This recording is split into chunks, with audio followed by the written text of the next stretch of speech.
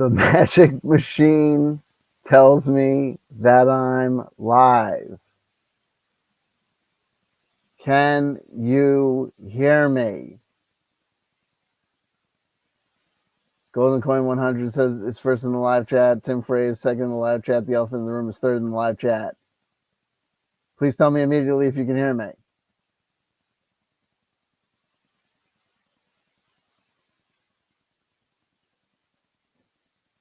Mari Heat is fourth in the live chat. No gold medals, but honorable mention on TV. Please tell me immediately if you can hear me. Golden Coin 100 tells me on receiving a gold medal on Twitch that they can hear me. Tim Frey tells me that they can hear me loud and clear. Sir was my abuser's name. Please call me Dolores. Dolores Finkosaurus. Baconator extra cheese. That'll cost you extra. But we can upgrade it with cat food to own the trolls. Crossing the streams. CW is not an army officer. That'll cost you double. What is the difference between paying extra and paying double? You'll have to see my blog post because it's not in my FKR rulebook. If I have to check, we're still talking about Skorrne, but this is going to be the final chapter. Gonna do a bit right now. Toddler.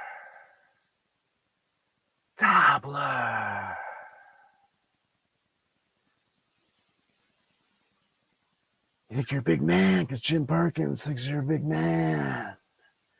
Ooh. Because the king with the big haircut. Yeah. Ooh. Yo. Yakov Smirnov. Yakov Gal. Yo.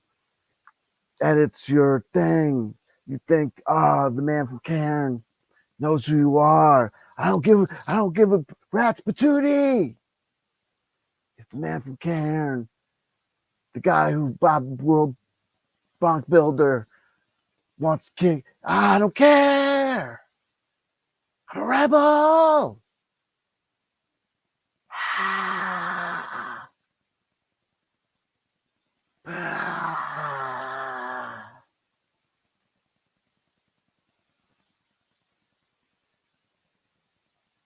I've given you more than a fair shot with Skorrne.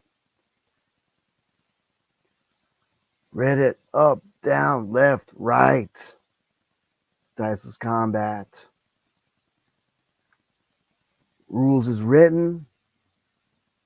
Rules light. Rules missing.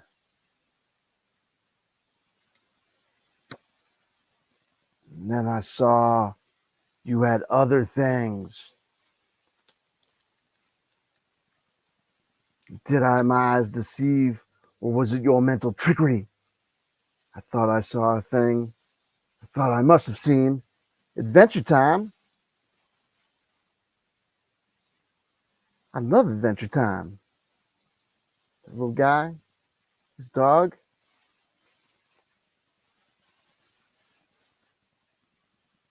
The pink princess lady. Friendly vampire lady, whatever.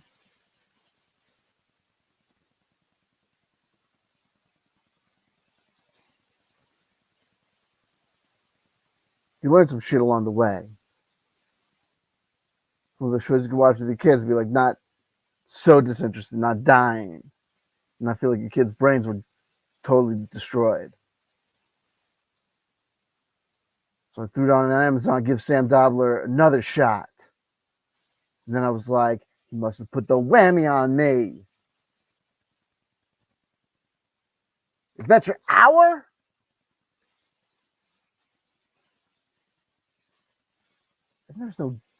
And there is no dog. I look inside. There is no Jack. This is dog. That is not a dog. That is a cat.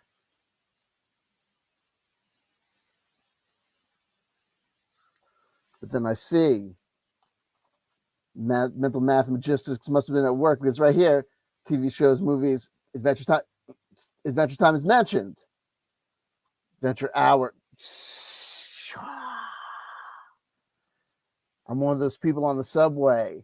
I'm listening to the invisible radio waves that the transmission signals are putting through for the Walter Cronkite ghosts that the Sam Dobler people are trying to transmitigate upon above and below our mental capability wave states that they try to turn off against you people in school, but I'm still aware, Sam. So I see what you did there, but you know who's going to pay the price? Fuck you. I'm going to kill Skorrne and put an end to this bullshit. I'm not crazy.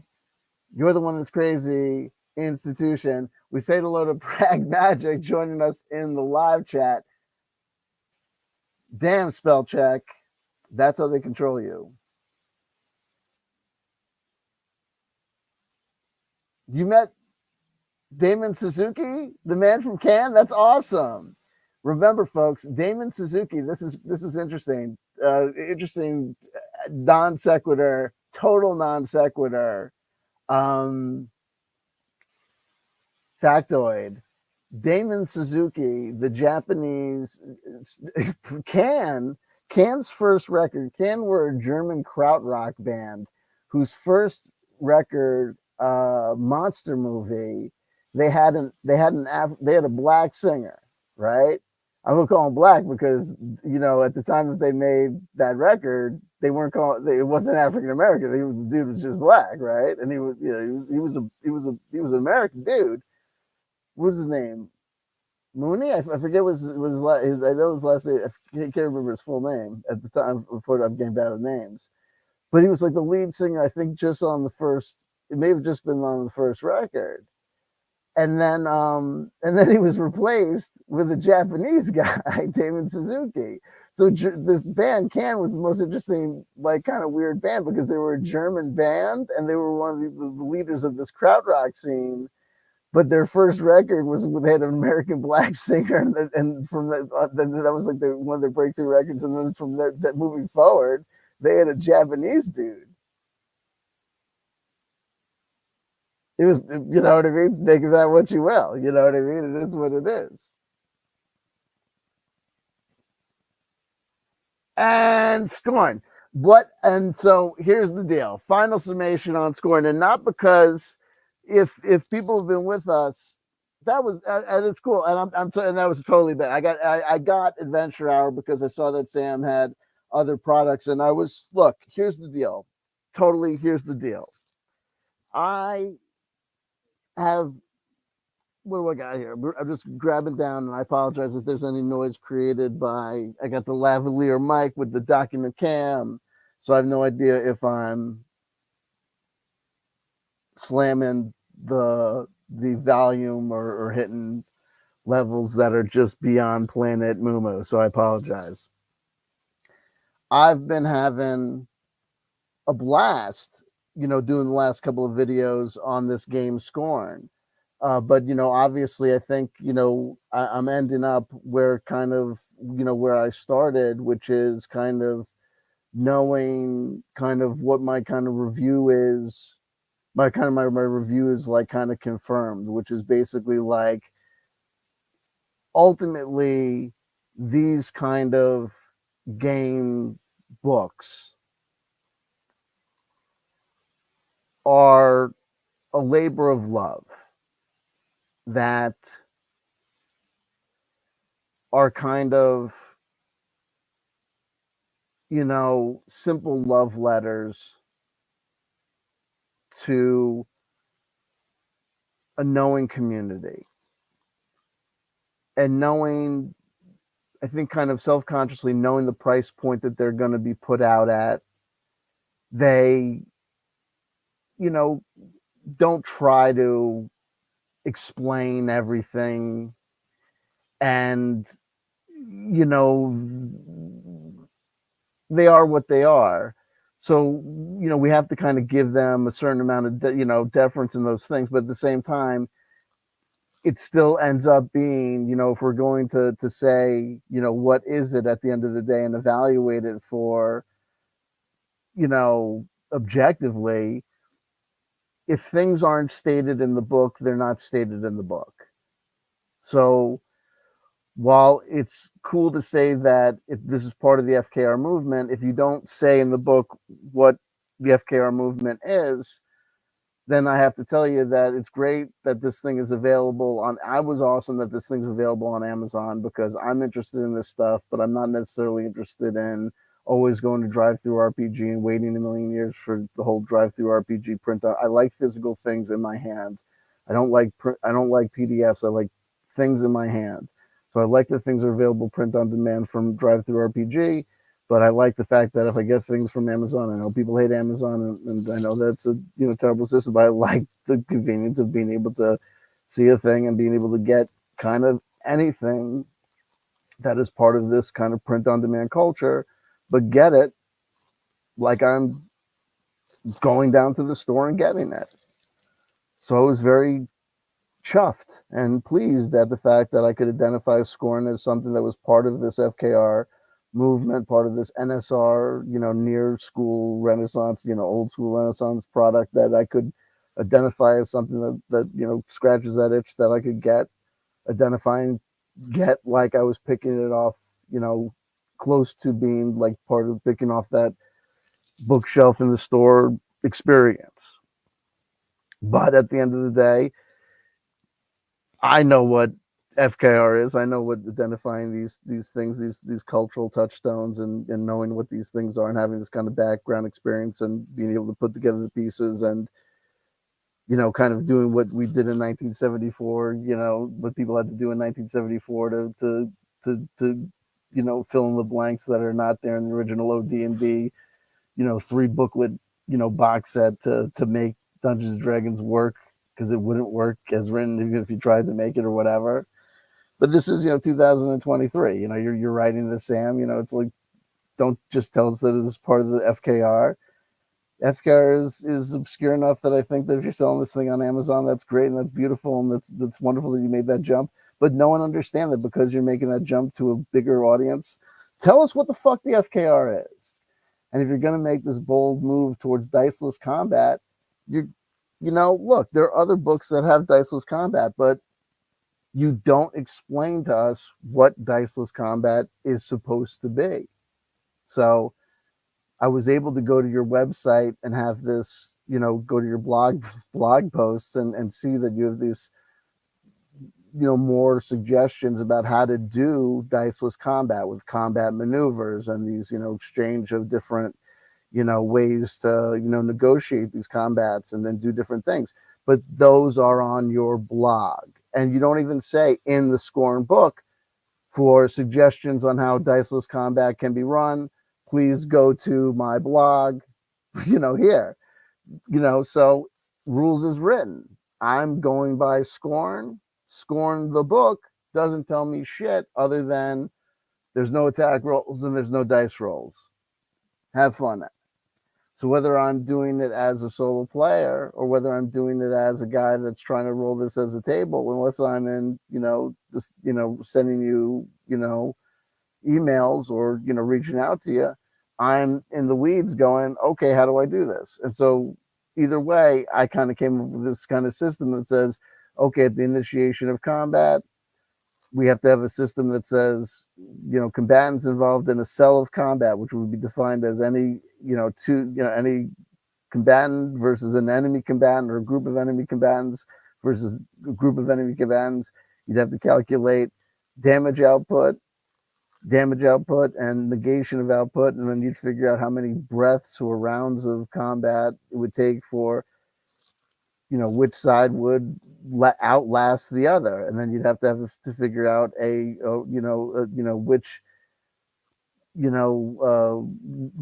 ability you'd roll for any individual combatant to break out of that individual cell, whether it's, they're held in a grapple, or they're held, through some psionic force of will. They'd have to do some sort of will save to, break out of the spell and resist the magic or resist the charm to get out of that, situation or scenario. But like I said, that's what it says. At the end of the day, I think I've come up with a system of how I'd run combat to do this, but I think I've reached the point with the system to say, okay, I know how I would do it, but I think that I think I've had the fun to know, okay, I think I've learned how the game would work and how I would do it. And I think I've had fun, creating the enemies and that I've created, and creating the tyrant that I've created, and kind of dreaming up the little world that I created, and having this experience of negotiating how I would figure out a diceless combat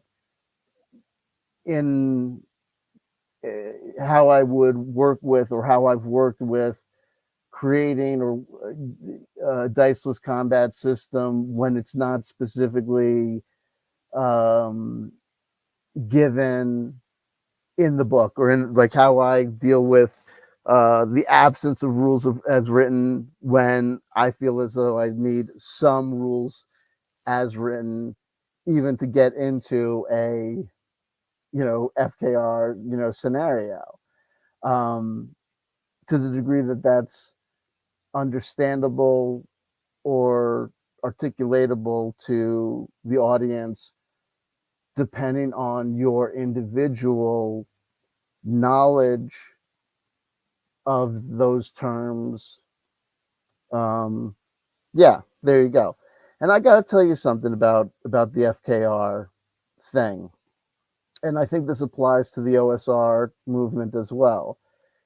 It has to do with subcultures, and has to do with the valuation and the true evaluation of terms, meanings, experiences, and ideas. I've been involved in a lot of different subcultures, especially like music subcultures over the years. Hardcore punk, goth, rave cultures.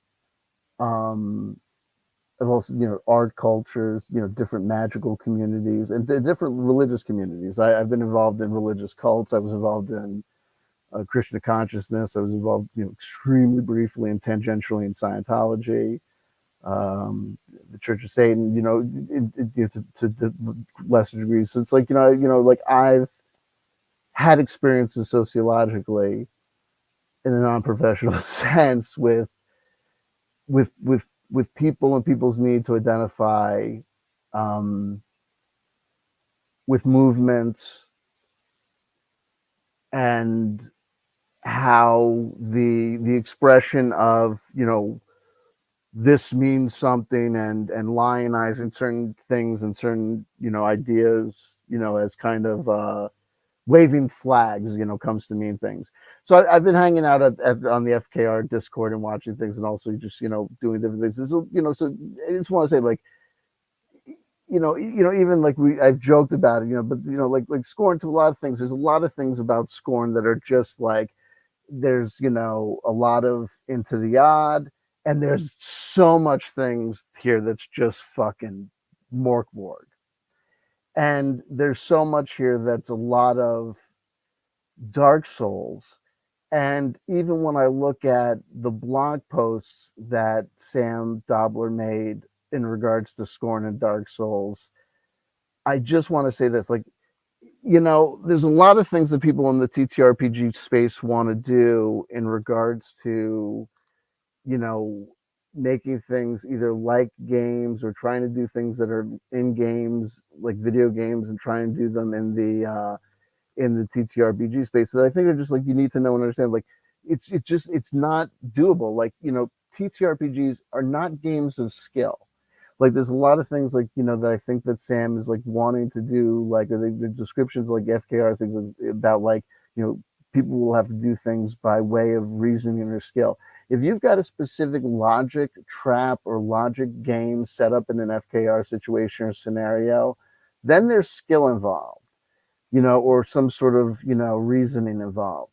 If you're just involved in some sort of narrative interplay between the referee and there's no fucking skill. Okay, and if you're rolling dice and shit, and like I see James Raggy talking about skill and relations with sometimes we talk about lamentation flavor. There's no fucking skill involved in tabletop role playing games. When you see people like Epic Name Bro or that guy that does the speed runs of Dark Souls, I forget his name, like the Iron Sun, I forget his name, was I forget his name. Like there's like that dude with the glasses who does this like fucking like no hit, no armor speed runs of like the Souls games. Those guys who play video games with the controllers where they're doing the speed, they're running across those beams under the in the painted world of Artemis or whatever. Those guys are displaying skill. When you're narratively describing walking over something, when you're using your words to describe something in an imaginary space, there is no fucking skill. There is no fucking stop using the word skill in anything involving tabletop role playing games where people, unless you're actually describing some sort of scenario, like I said, that involves an actual logic puzzle, an actual math puzzle, an actual thing that does involve some sort of, reference, or the referee puts on the table or puts something on the table that can actually be defined as some sort of definable objective test of skill. There is no thing in this fucking game that can be defined as a parry, a backstab maneuver like you see in a Souls game possible in this fucking space. Stop fucking talking like that. Sam, how old are you that you think that there's some sort of skill involved here? It's just this. Look, I've been involved in like the harsh noise wall community, in the underground noise space, and it's the same sort of shit. This underground noise, this underground talk about like, oh, it's beyond the dice. It's that's when we'll get to, that's when people will start doing this and start thinking like this. It's just, it is what it is, baby. I love it. I love it. So what am I saying? At the end of the day, I thought to myself, well, look, it is what it is. I'll tell you this. The game is what it is. It's awesome. I've had a blast, a blast, a blast. I think there's a lot of in here that's workable. But like I said, at the end of the day, what I think is like, I think I'm going to take my notes. I'm going to take everything, put it on the side and say, okay, I think like I'll write up the notes that I've made. And I think if I like write up eventually, if I could figure out how to articulate the combat system that I described, I would write it up and then like post it, and then I think that would help. But I think that there's someone that probably wrote exactly what I just said, or could just type up what I just said better, and then it would be done. You know what I mean? So it's like it's all good. And like I said, I think it's like, am I saying like what did I say? All the things that I said with all the criticisms I just said, I would give the book a grade. If I gave the book a letter grade with all the shit I've said over the time that I've been talking about it, my letter grade would be A minus. Honestly, my letter grade would be A minus. Like all the shit that I've said, like this thing is bullshit, this thing's bullshit, this thing is bullshit. Value for the dollar, even beyond value for the dollar. Like it's like my like letter grade is an A minus. Like I tell you honestly, I think it's awesome. Jacob Venezuela says FKR is awesome. Whoa, absolutely. I think the FKR is awesome. Believe you me. I am not here saying the FKR is my latest obsession is the FKR. That's why I got Skorrne. That's why I'm into it. My thing with my bottom line on my review on Skorrne is, hey man, we get it. You love Mork Borg, you love Dark Souls. Don't do Mork Borg and Dark Souls. Figure out what you love about Mork Borg and Dark Souls, and do a version of that. Like, give us, like, figure out, Sam, don't do Mork Borg and Dark Souls. Figure out what you love about Mork Borg and Dark Souls and give us your new thing. You know what I mean? Love it or leave it, see what happens, but don't just do that thing again. And then it's like, okay, you got this idea for diceless combat. Whoa, that's heady. That's a trip. That's going to be something new. A lot of people are not going to get it. And whoa, you're going to go and do the extra step and you're going to put in the work to get on Amazon. That's cool. That's awesome. That's going to be awesome for you. And that's going to be awesome for FKR. Dude, as long as you're doing that, man, take the time. What is FKR? That's going to be new to a lot of people. Take the time, man. Throw in a paragraph about what FKR is. Throw in a paragraph about, you know what I mean? Like, throw in some more stuff about what, and diceless combat, that's going to be a heady trip for a lot of people. No attack roll in addition to no damage roll. Man, people had a hard time with no damage roll for a lot of games. Why don't you help us out? If you're going to take attack rolls out too, a lot of people are going to not know how that's going to work. Tell us how to do it, right? And it just seems, if you look at his blog, that he didn't realize after the fact, like, how much. And it just seems like, if you look at the blogs, that it was like theoretical at first, and then he threw it out there, and it's like, then it got going. Maybe, who knows? And I think, like I said, the value for the dollar and everything, all things considered, I've had a blast. And I think it all works except for the delivery of how combat is done. I think the combat section, for what is so different about it, needs to be worked out better. There's a problem with the rewards, because there's no way to get unheavy armor. And also it says this is that you need to figure out a way to get if you confront an enemy and it's too powerful for you, then you're going to need to figure out ways to get more powerful to beat it. But then if you look at his blog post, Sam says that there's not a lot of ways to get more powerful weapons, and you're never told how much damage the spells are supposed to be doing. So it tells you right here that you're going to, here we go, hold on.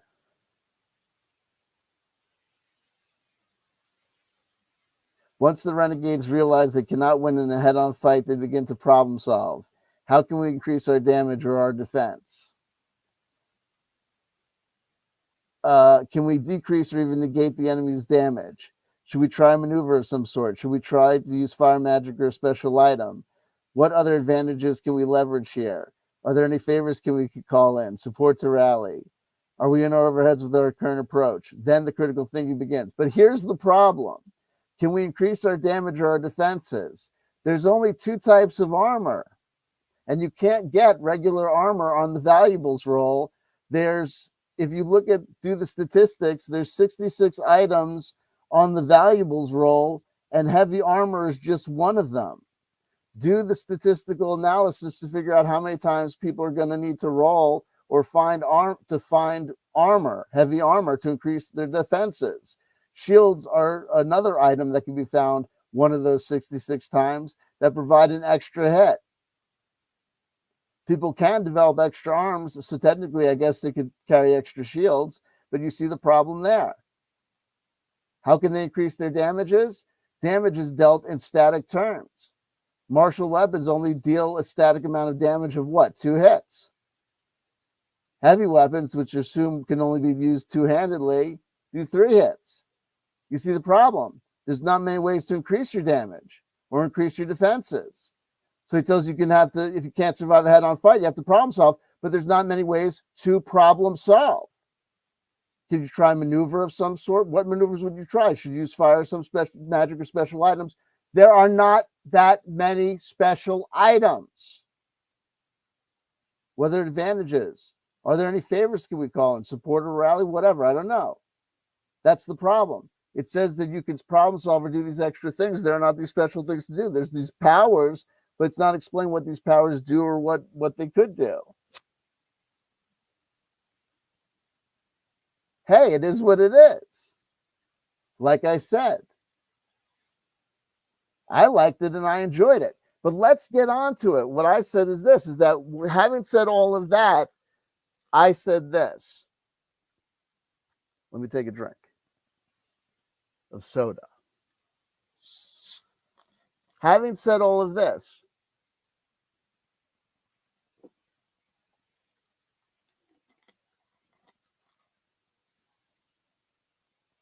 it's horses for courses. Bucky, that's just the realism, CW. Hey, I guess that's what makes it a Souls-like game. And hey, you want there to be more special items? Make more special items. You need there to be heavy armor on that valuables list or more heavy armor on that valuables list? Oh, you create another valuables list, right? What is this? What are the complaints? These aren't complaints, right? This is like, what do I give the book? I gave the book a letter. What do you want? I gave the book a grade of an A-. I'm kicking Sam Dobler's ass over here. I gave the kid an A-. What do you want? I gave the kid an A-. What do you want there? I get it. But I got to be, hey, it is what it is. If we don't be honest about it, the people on the outside, they say these people that give everyone, they say everything's amazing. We have to be, look, it is what it is.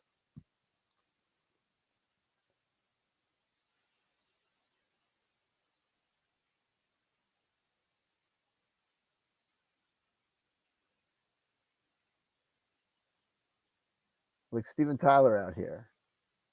Living our life on every roll of the dice. Oh! Tell me what I got to sacrifice. So look, here's the deal. I got to a point where I said, I don't want to spend all my life. I don't want to wait for our world to be. So look, I thought to myself, we've talked about everything and I've had fun. I've had my fun. And I figured out kind of how combat would work, but I didn't know if I was interested in running through all of this stuff to get to a tyrant. And then I thought to myself, well, I don't want to just give up. And then I thought to myself, well, there's one thing that we haven't really talked about, and that is the way in which this game emulates, rips off, tribute. Emulation is the highest form of sucking a dick, Sam. We get it. You're gay for Stockholm Syndrome, for the band Europe. They were from Stockholm. They were from, wait, it's the final countdown. No. Celtic Frost. Cold Lake is Sam Dobler's favorite Celtic Frost record. I heard that. That's true, right? That's on his blog post. I'm kidding. Cherry Orchards was a fantastic song off that album. Ooh. Cherry Orchards. I kid. Sam, I just listen. I tried to take one of those Enneagram tests, right? I did. They kicked me out.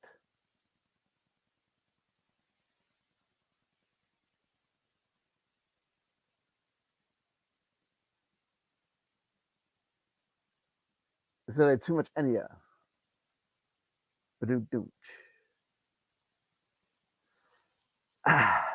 So look, here, check this out.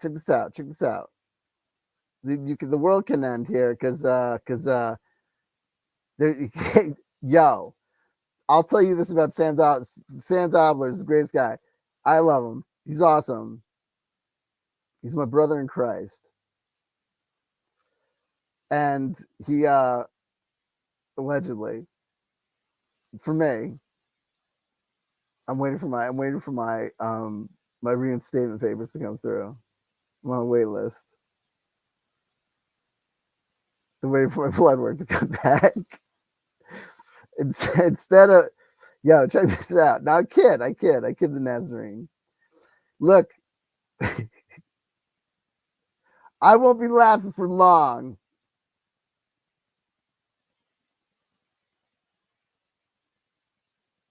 Is what you would say if you don't get it, right? Come on now. You, listen. It's what the flower people say.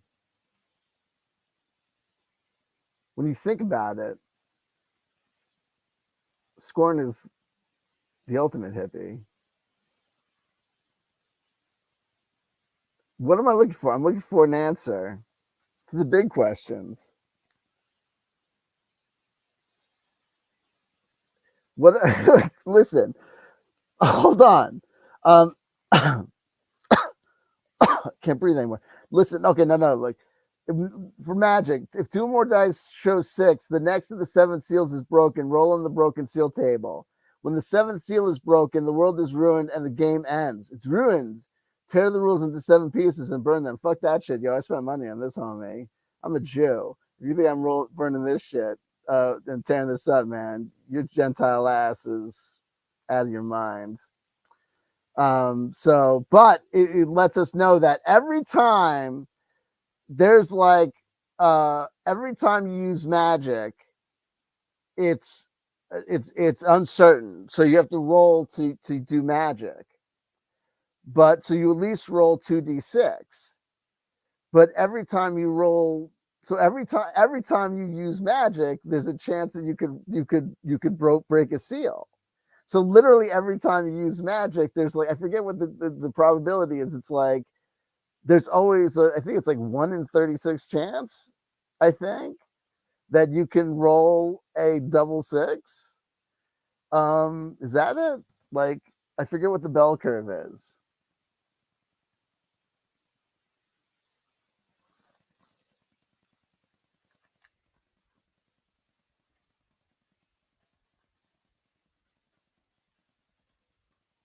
Look this up. Bell curve of 2d6. 2d6 score probabilities. Knowing the probability of throwing a certain dice score can often be the difference between success or failure in gaming terms. I'm looking at the Dark Fortress here. All love to the Dark Fortress. Thank you for providing this information. The 2D, even though this information is like, common knowledge for most people, it's like, you dweebs. The 2d6 throws occurs for, well, we don't care about Warhammer 46. Anyway, 2d6 give you a total of 36 combinations. Ay. Table probabilities for rolling 2d6.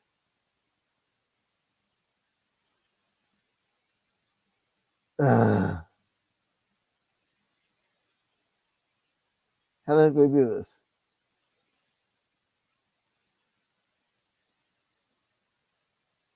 Dice score 12.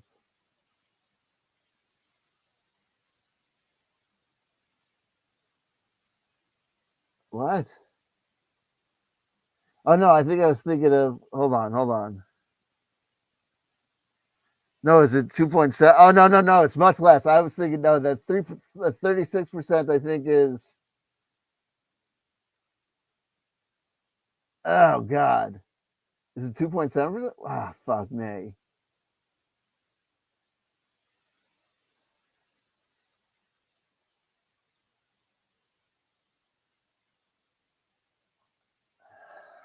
Christ.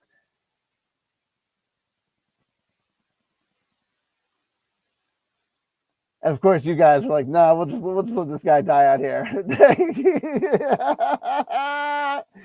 Oh my God! Here we go. Now I'm on Reddit. This is gonna be a nightmare. D12 gives you equal chance of any number. Is it completely random? 2d6 gives you a bell curve at 7, so you're more likely to get a 6, 7, or 8. Oh God!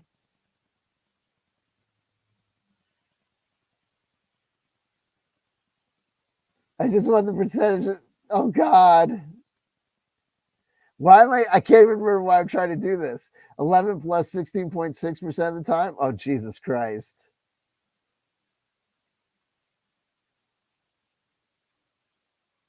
Oh, God.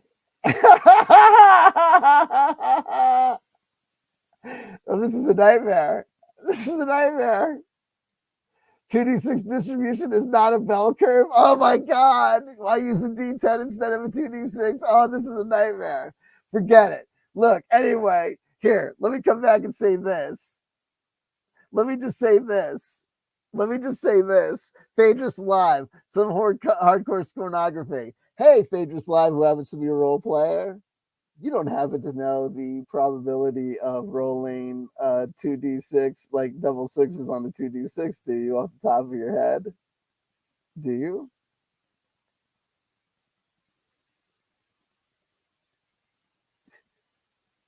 Because if you have that and a grilled cheese sandwich, you'd be my best friend right now. No, I'm kidding, man. Anywho, let's just say this. Every time you roll 2d6, there's a certain amount of probability that you're gonna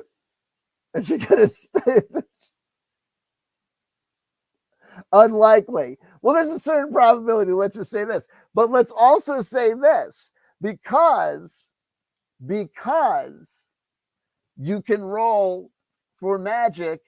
When you roll for magic, you can roll any number of d6s to try and succeed, but you are rolling at risk of trying. You are rolling at risk of possibly ending the world, which would be normally something you would be trying to, quote, not do. However, as you can see by the title of this video, we are speed running the apocalypse. So this game, Skorrne, has a couple of end states. Number one, the world can end when the seventh seal is broken. Okay? Which can happen, like I said, when the magic, I guess when the magic happens or when something else bad happens. Okay, that's a thing. And it can happen during character creation. Hold on, I'm just getting out all my d6s. I'll tell you what, we'll explain this. Because obviously we can increase the probability that we'll get double d6s by when we roll for magic by not just rolling 1d6, but instead rolling multiple d6s. Because reading the rules as written, I was hoping that if we got more than one double d6, we would be able to like trigger, hit more than one seal, but that doesn't seem to be the case. Here, let me show you what I mean. Again, all the d6s out. I think I got them all. I'm not going to use the fudge dice, the fate dice. That'll be a nightmare. I think I got them all. Okay, here, so we'll turn these back. So let's see how many d6s I got. Because when we roll for magic, we'll just goddamn make sure that every time we roll for magic. So what we're gonna do is we're gonna basically try and make sure that we end the world tonight. We are making sure that we kill this iteration of the game of Skorrne that we've been running tonight. We have 1, 2, 3, 4, 5, 6, 7, 8, 9, 10, 11, 12, 13, 14, 15, 16, 17, 18, 19, 20, 21, 22. 22 is my magic number, one of my magic numbers, but certainly a big one. And as we know, the first number we rolled for, let me show you guys my notes here. I got them.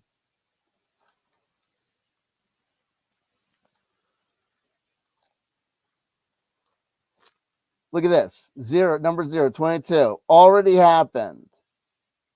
The first one we rolled was number 22. The first seal that we rolled for getting broken. Remember, and I said my ex-wife was the hoe that blew on the dice to get number 22. Demon Call. Hosts arrive and hosts they become, which made perfect narrative sense for the thing that already happened. Now I said for the apocalypses, the seals, I rolled them ahead of time because I thought it made more narrative sense to know what was going to happen. But we're going to roll the 6-sided dice to see in what order they happen. But it's going to be plague, betrayal, assassination, mass powers, monsters grow, endless winter. But it's all going to happen kind of theoretically because we're going to make sure that it's all happening. But here's the other way that the world can end. So here, let me show you the rules is written as far as when magic makes the thing happen. So I'll show you. Here we go. Magic. If two are okay, here we go. Magic is corruption. Any soul may wield fire as their power. Using a power is an uncertain action. Instead of rolling 2d6, the player rolls as many d6s as they dare and adds willpower. Each die that shows 6 is disaster. Folly and distortion are not without consequence. If 2 or more dice show 6, the next of the 7 seals is broken. Roll on the broken seal table. When the 7th seal is broken, the world is ruined and the game ends. Tear the world into 7 pieces and burn them. It says if 2 or more dice show 6, the next of the 7 seals is broken. So it says if 2 or more dice show 6. So it doesn't say if for every 2 or more dice that show 6, break a seal. It says if 2 or more dice show 6. So it's just for every instance of magic where 2 or more dice show 6. So it's not like we can break multiple seals per magic. But look, I've got 2 players on the field. I've got one guy called Abel. Where is he?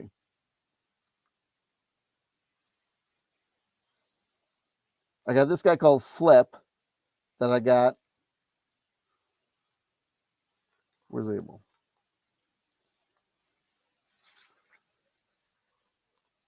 Where are you, buddy?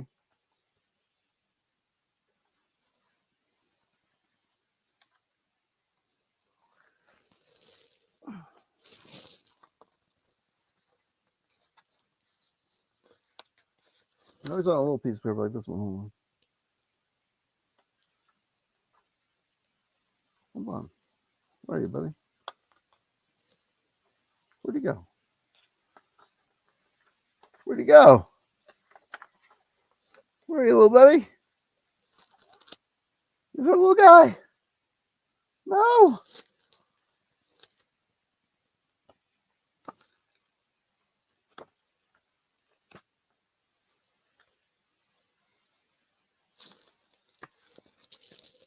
No, wait, this is emergency. Hold on. Done. We gotta find that guy.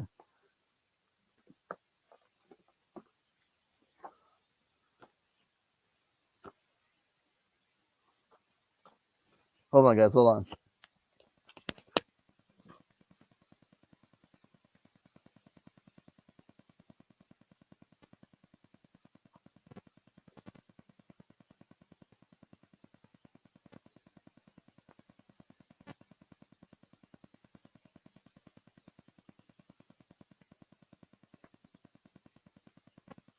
Oh, thank God. Woo!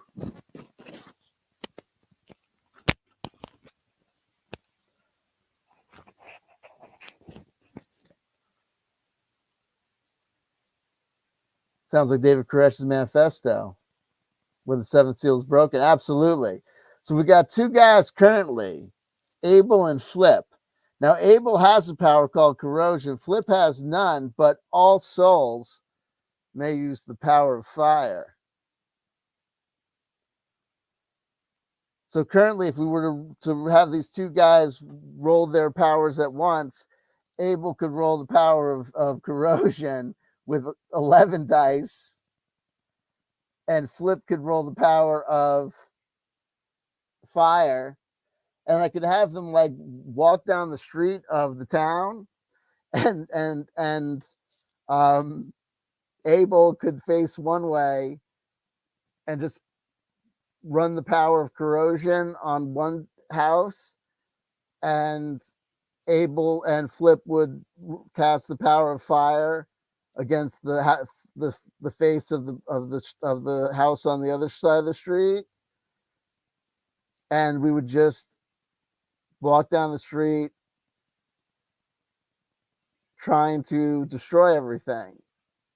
Like, you know, at the end of the game of like SimCity, where you're bored of everything, you're bored of like the city you've been trying to build, and it just has gone shitty, and the budget can't get on track. So you just start releasing every apocalypse, like every disaster. That's what we're gonna do. We're just gonna speed run the apocalypse by just constantly running powers. But here's the other way that you can end the world. Look at this. The character creation is slower, but check this out.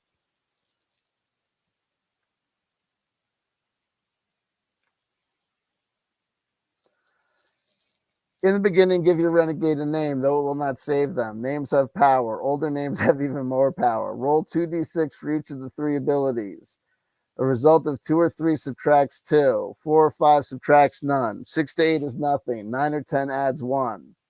11 or more adds 2.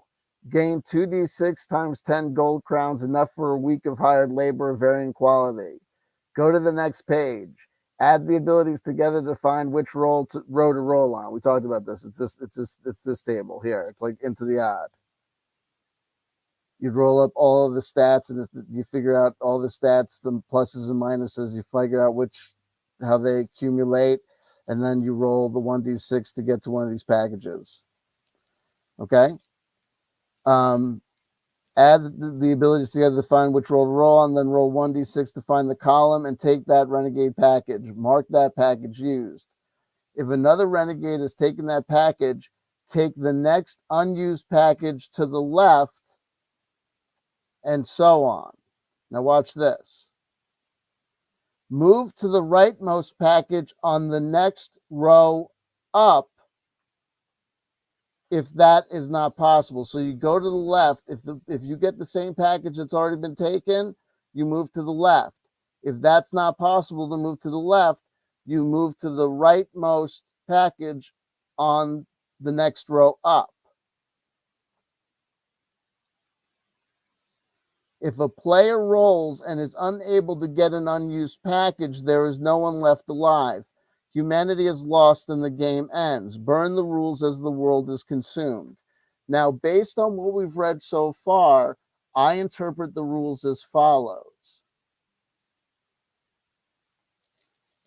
If a person were to roll this uppermost package and take it, and then subsequent, like after that fact, someone were to get it again, the world would be over.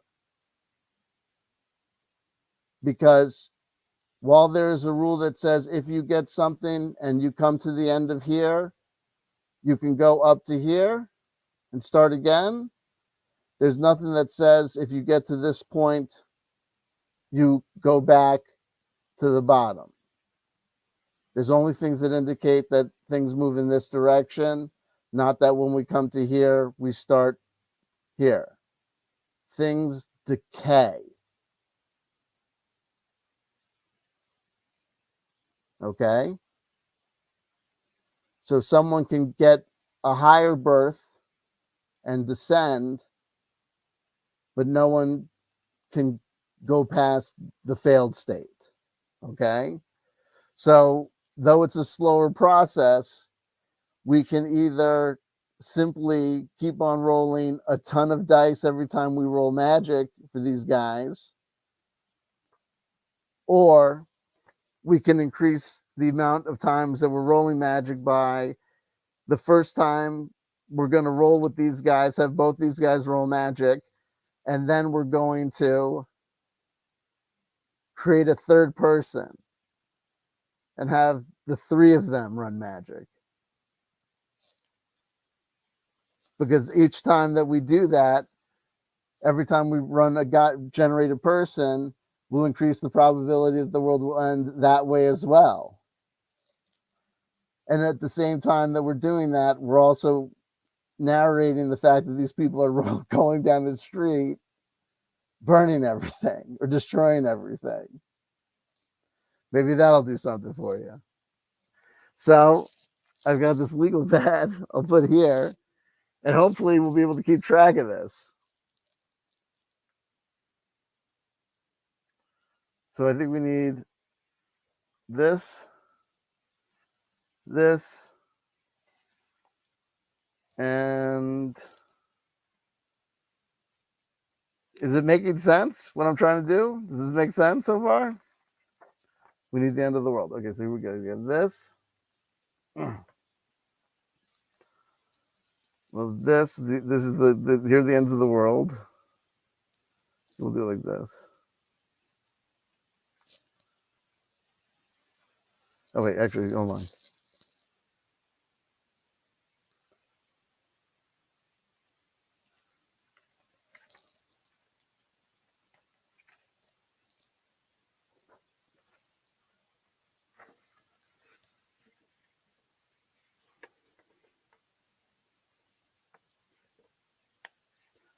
Fold the piece of paper.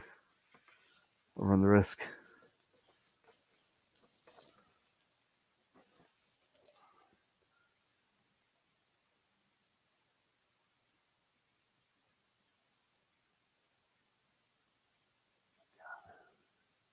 See, we have this is the end of the world scenarios. That's going to happen.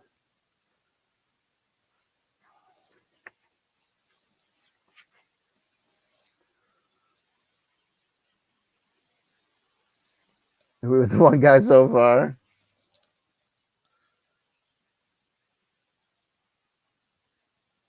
This is gonna get awkward so fast.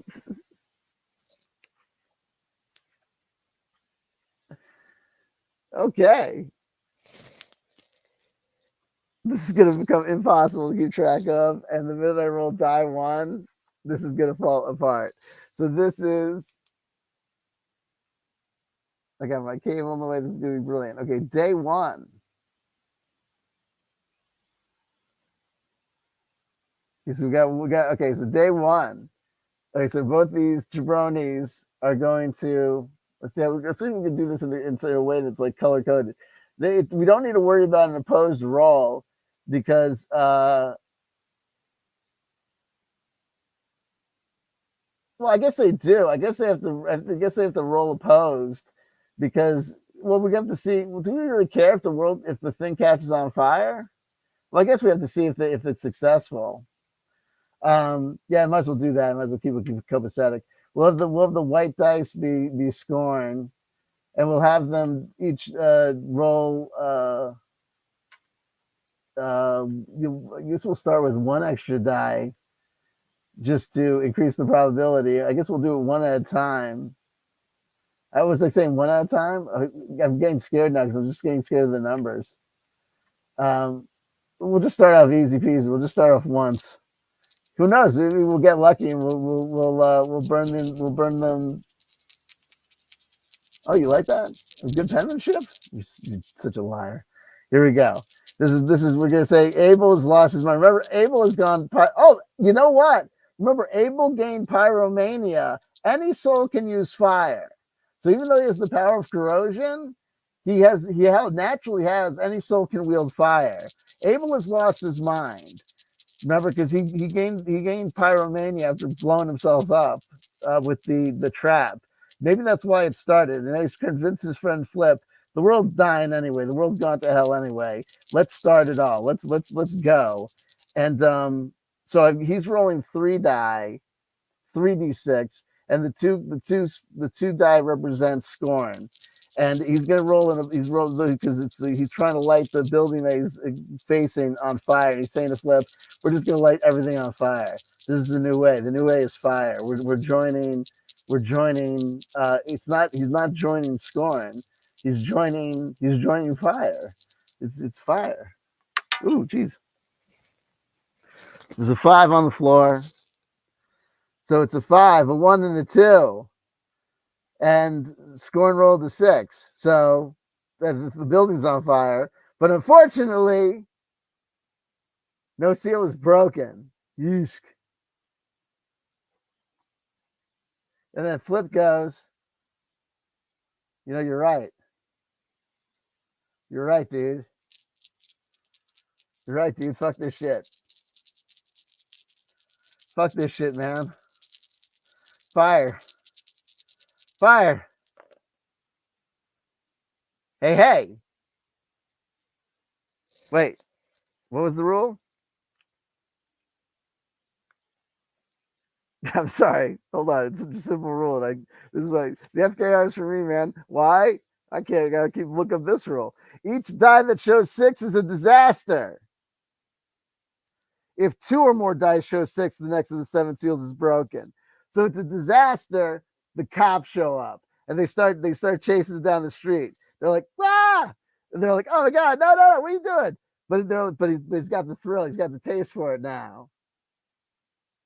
So they're momentarily diverted.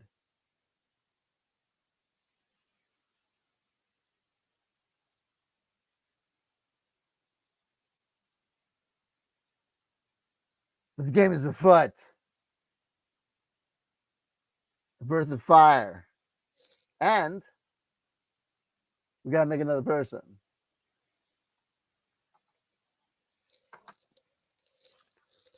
Man, this is gonna be slow going.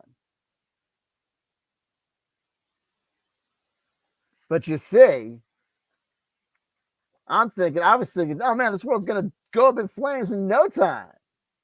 Every time you use fire, every time you use magic, the world could end. The world's gonna end immediately. But I guess look at the draw, you know what I mean? Oh shit! I was supposed to add the willpower too, but it wouldn't really matter because they both won anyway. Don't let me forget though. Don't let me forget. Those guys both were supposed to have +1 on their magic. Hold on. STDW. SDW. Name. SDW.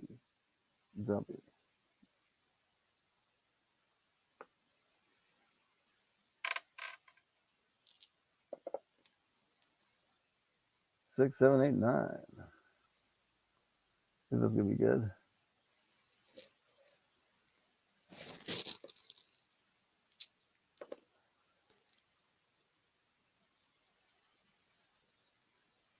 $11, $12, $13. Ooh, that's gonna be good. This is gonna be a powerful one.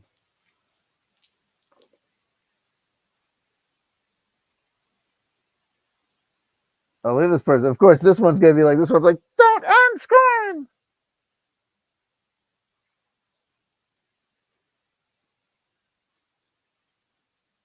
Make it so. As you wish. As you wish. Though we don't want to risk breaking the internet. Ba-do-do-do. Thank you. Thank you for joining the stream. Here we go. Let's look at these bonuses because I know we got bonuses here. I got to check my handy dandy cheat sheet. Where to do that? What did I put with that thing?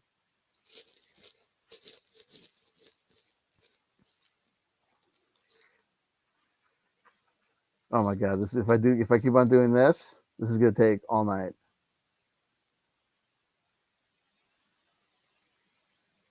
Oh god.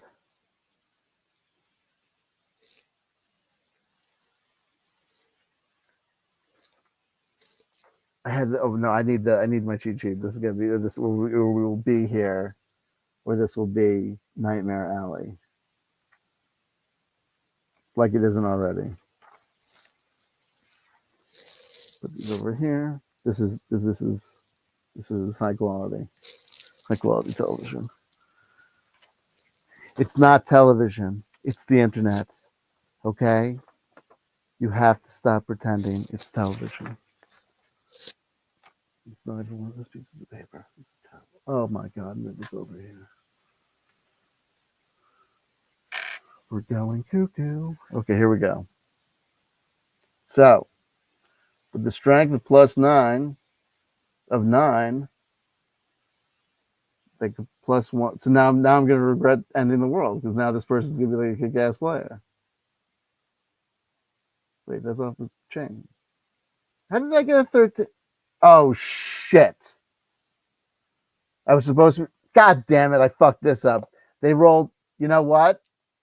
We're supposed to be rolling 2d6, not 3d6 for attributes. You know what?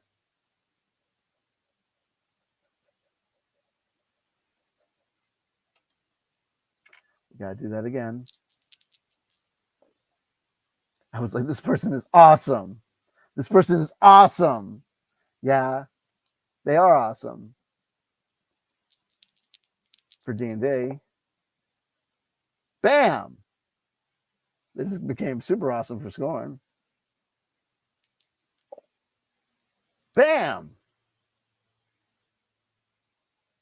Okay, we still got it.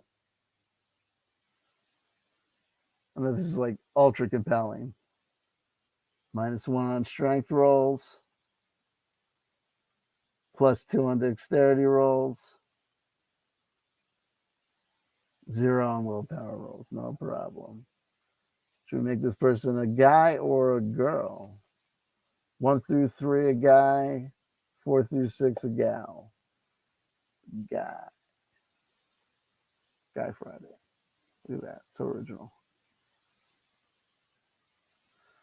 Now, we tally up these results, and he's got a 1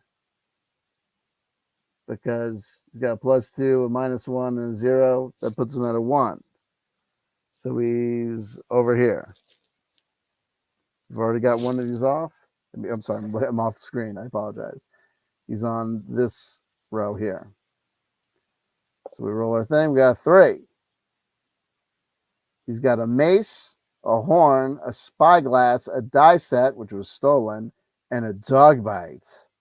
Chip on his shoulder. He's got no given powers, but he can use the power of fire. And given the fact that he was bitten by a dog, it would make sense that he's got a chip on his shoulder, which might explain why he would join up with the apocalyptic sex cult. Just noting his possessions to his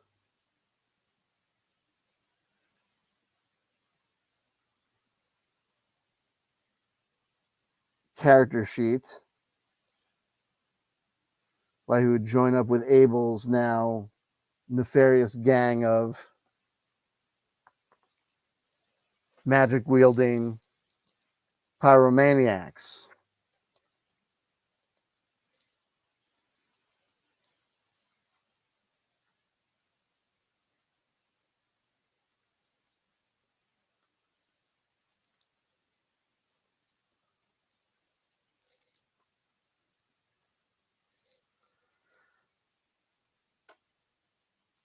Okay. This is now day 2.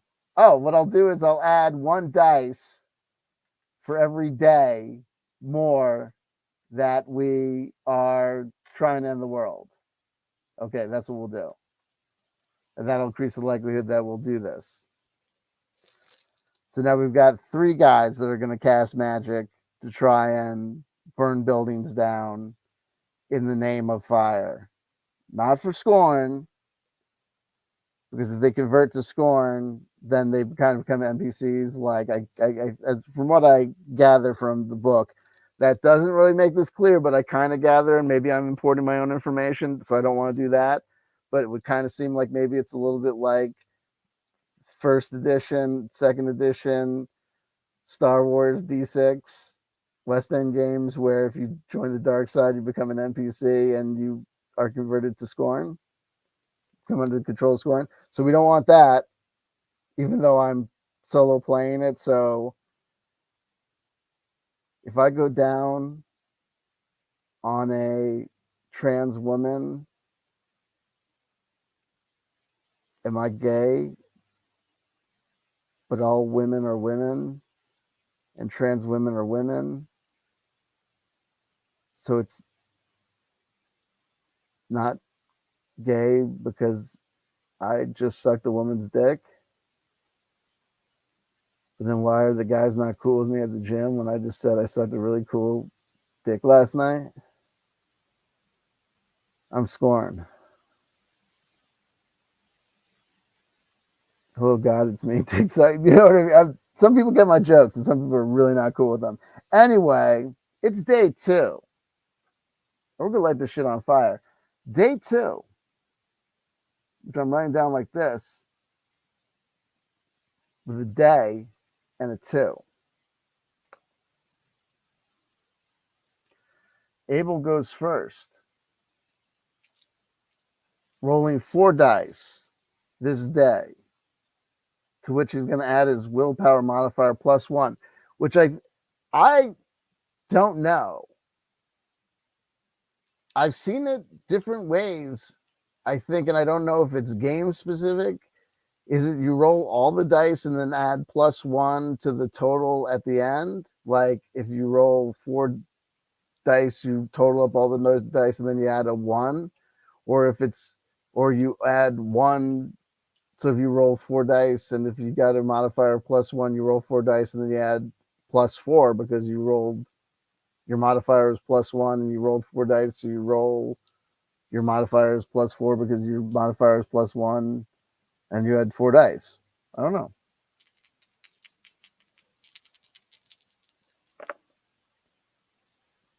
Dun dun dun! If I'm lying, I'm dying, folks.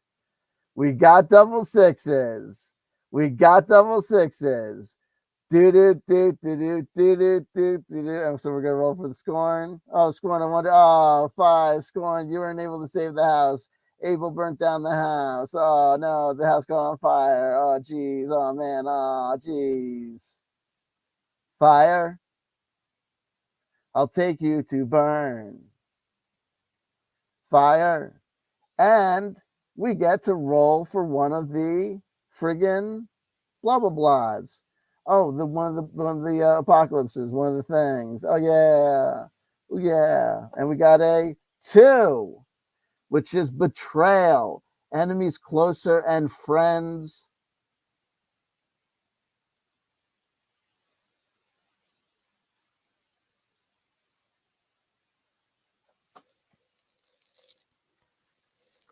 My handwriting. Hold on. Oh.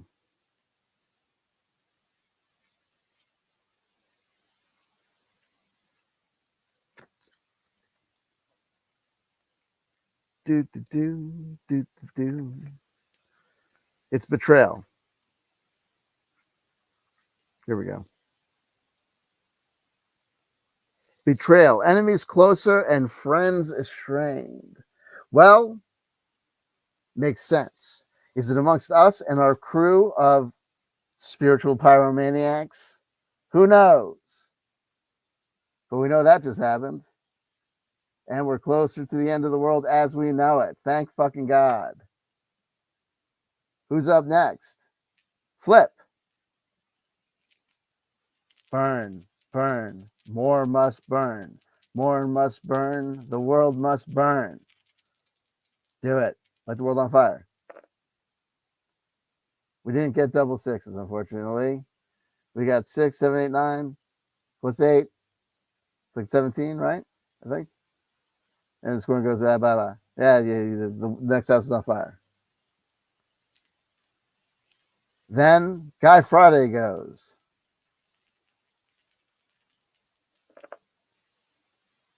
We got 1, 6, 7, 8, 9, 10, 11, 12. No double sixes, though, unfortunately. Oh, guess what? Scorn wasn't able to stop them. So the world, the house, it does burn.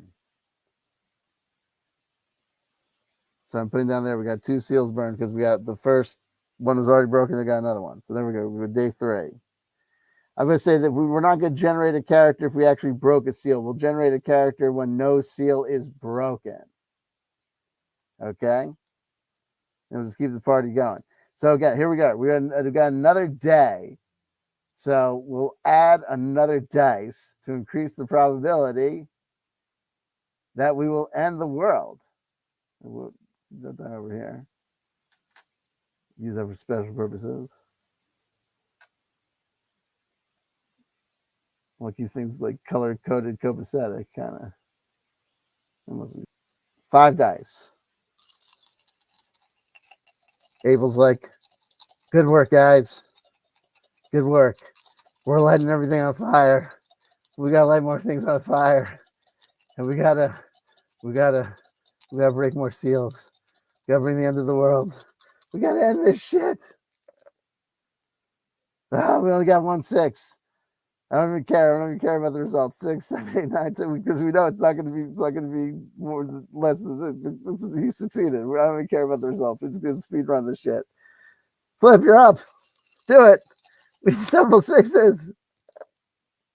No. We got 1, 2, 3, 4, 5, 6, 7, 8, 9. Okay. Skorrne didn't beat it. The next house is on fire. Guy Friday, come on, man. Break a seal. Damn it. He didn't break a seal, but he got 5, 10, 15, 20, 23. All right. 23, baby. All right. 6. Skorrne didn't stop him. The world's burning. We didn't break a seal, though. So we got to generate another person so we can get more opportunities to break seals. And possibly end the world by running out of people. Like, that's going to be a slow boat to China, man. Let me tell you about it. Holy crap. I thought for sure, when I thought of this stream, man, I shouldn't have spent so much time in the fucking bullshitting beforehand. I should have just been like, here's what we're going to do. We're going to speed run the death of this game. And how we're going to do it is by speed running the death of this game. And we're going now. Because I thought for sure when I looked at this, I was like, man, every time you use magic, you run the risk of ending the world. Man, you'll end the world in like 2 shakes of a lamb's tail. Because every time you use magic, man, fuck it. You're going to get double 6s like all the time, right? Totally. Nope. Probably not, right? No, with my luck, we'll be here all fucking day. 5, 6, 7. Strength of 7. Let's all go to heaven. 3. Great. Doesn't matter. Oh, I'm going to get guys with negative will modifiers. That'll be a kick in the head. It won't matter. 4, 5, 6. It will, though.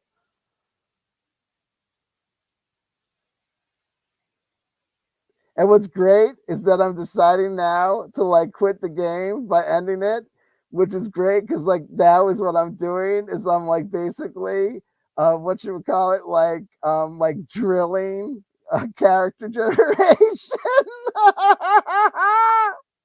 I'll be like skill modifier 6 -0 -0 0 2 3 -2 4 5 6 4 5 -1 6 7 8 0.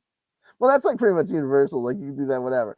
Oh, 1 through 3 is a dude. 4 through 6 is a girl. 6, your girl is gonna be a girl. Her name is Gwen. Because why not? And what is she gonna have? Oh, her skill. She's a -2. -2 thing is this one.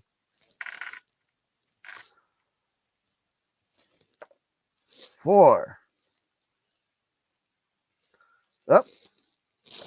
And she's got a power. That power is glass. We don't care. You can kiss her ass. She's going to be casting fire on everything. But she's got a halberd. Not that it matters.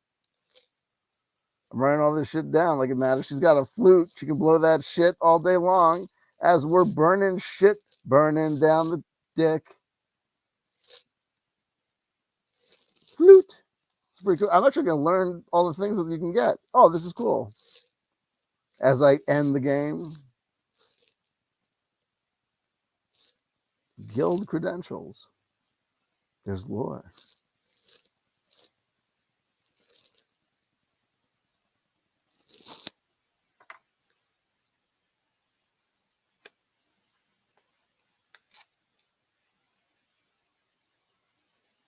Okay, so now we got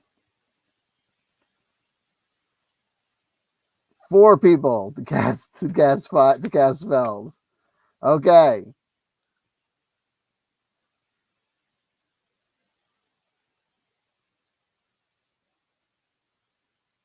Oh, okay, so day 4. Here we go. 1, 2, 3, 4, 5. Then we got another.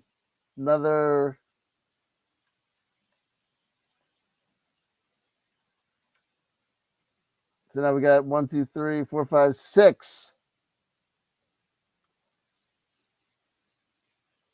Golden coin 100. You have to roll them, not slide them. Golden coin 100. You can kiss my ass.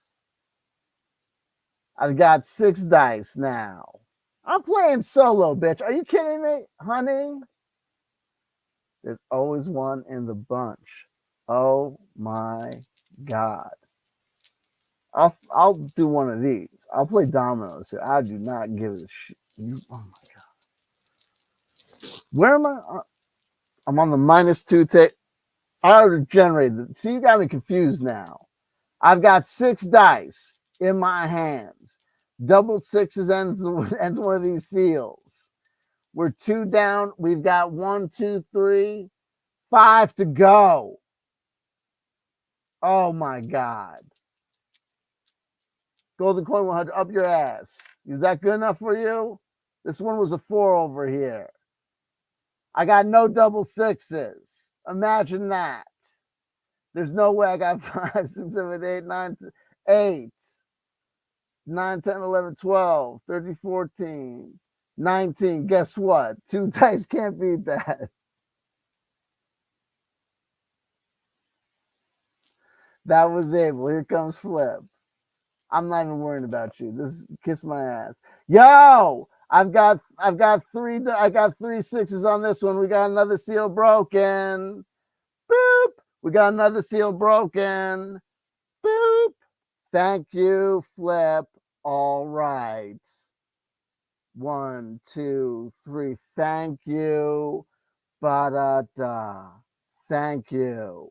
3 6s on that one. All right. All right. And we don't need to worry about rolling for scoring. We got another house on fire. Thank God. And we get to roll. We got to bring out the evil green dice to figure out which one of our next seals is broken. All right. Come on, baby. Come on, baby. Come on, baby. Come on, baby. And this crazy endless winter. We get number 6. Endless winter. Time is frozen as the cold earth. That's going to fuck up our shit because that's going to make, our fire harder to burn, but that's also going to inspire us. And it's also going to make it easier for us to convert people to our cause because we're going to say that the world is trying to stop us, but it's also going to make us more attractive because people are going to want to be warm. Okay. And that was just Flip. So we had Abel go, we had Flip go. Now we still got Guy Friday and Gwen to go. Thank you. We still got more people to try and burn the world. Hello. All right. 1, 2, 3, 4, 5, 6 dice. Come on, come on. Come on, come on, come on, come on. Now kill us, baby. Don't you know that we want this game to end? No double sixes, unfortunately. But we know, 5, 6, 7, it's to know that we got 5, 10, 9, 10, 11, 12, 30, 40, because just need to know that we got more than 12 so that we don't have to roll for scoring. Okay, so that was Guy. Now Gwen, come on, Gwen. Come on, girl. Come on, girl. And the world. Come on, girl. And the world. You little bitch, you didn't do it. You didn't do it. But you got points more than a 12, so we don't have to worry about scoring. But you are dirty. You're a dirty girl hanging out with all these men. We know what you have these guild credentials, but you're out here in the streets hanging out with all these men. We know what you're doing. We know why you left home to hang out with all these men. You say it's for a religious cause. You're a dirty girl. You're slutty. Just like your mom. Dirty parts of your body. All women are bad. But we're not going to generate another woman because we broke a seal this day. We're moving on to day number 5. Come on. 1, 2, 3. and we had 6 dice on the last day. We're going crazy. We're going crazy, and Gwen's going nuts because she hears the voices in her head accusing her of all the things, and she sees the people in the streets, and they're looking, and they know when people are asking questions about the coterie of people, and are they connected to the strange fires, and the people are talking, and some of the people are looking, and they know they're supporting the cause, and they want there to be more fire, and 7 and 7, and all good people go to heaven. And it's, that's it, day number 5 or day number 6. Did I make this thing? Doesn't matter. We've got 7 dice, and we're trying to end the world. Oh, right, golden coins. You see, you had to roll them. He told you. Okay, listen, hey, baby, look. Okay, yeah, go. And look, 3 6s.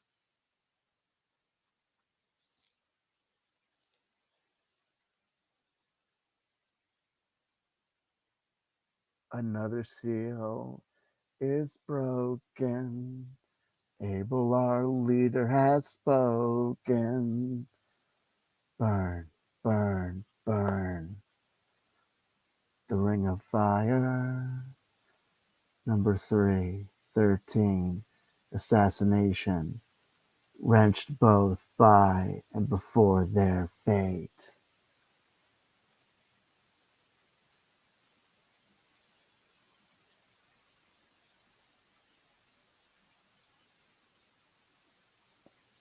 Somewhere, somehow, someone dies.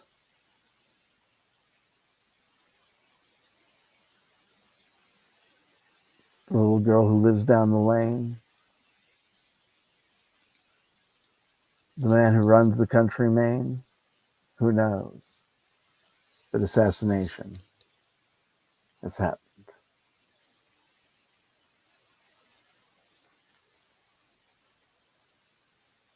So it's 1, 2, 3, 4, right? 1, 2, 3, 4. Yeah, we got 4. Oh, we got 3 more to go. Woohoo! All right. See, if you want to, you can end the world in 6 days.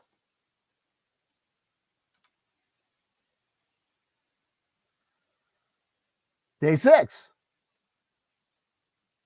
And we had another die.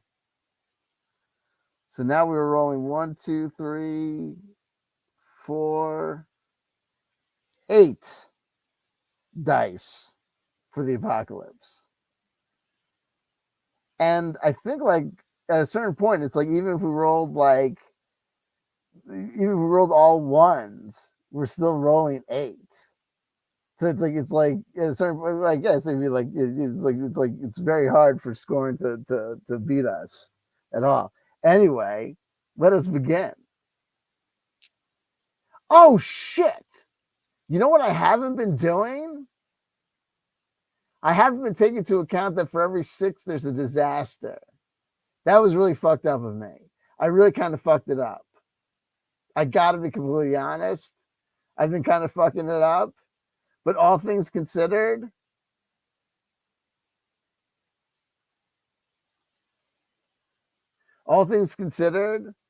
I think, you know what I mean? It is what it is. But to be totally honest, rules is written. For every 6, there should have been a disaster. But I guess, like, all things considered, and considering that we're not, like, having our guys go off and do anything. But, because they had the guys, remember on the original 6, I had them run for the cops. For all those other 6s, other things should have happened. But we are speed running the apocalypse here. So we'll just have to take it as it is. It's technically disasters are happening because the world's ending, but you know what I mean? I should point that out. Hey, how are you? We got a double 6.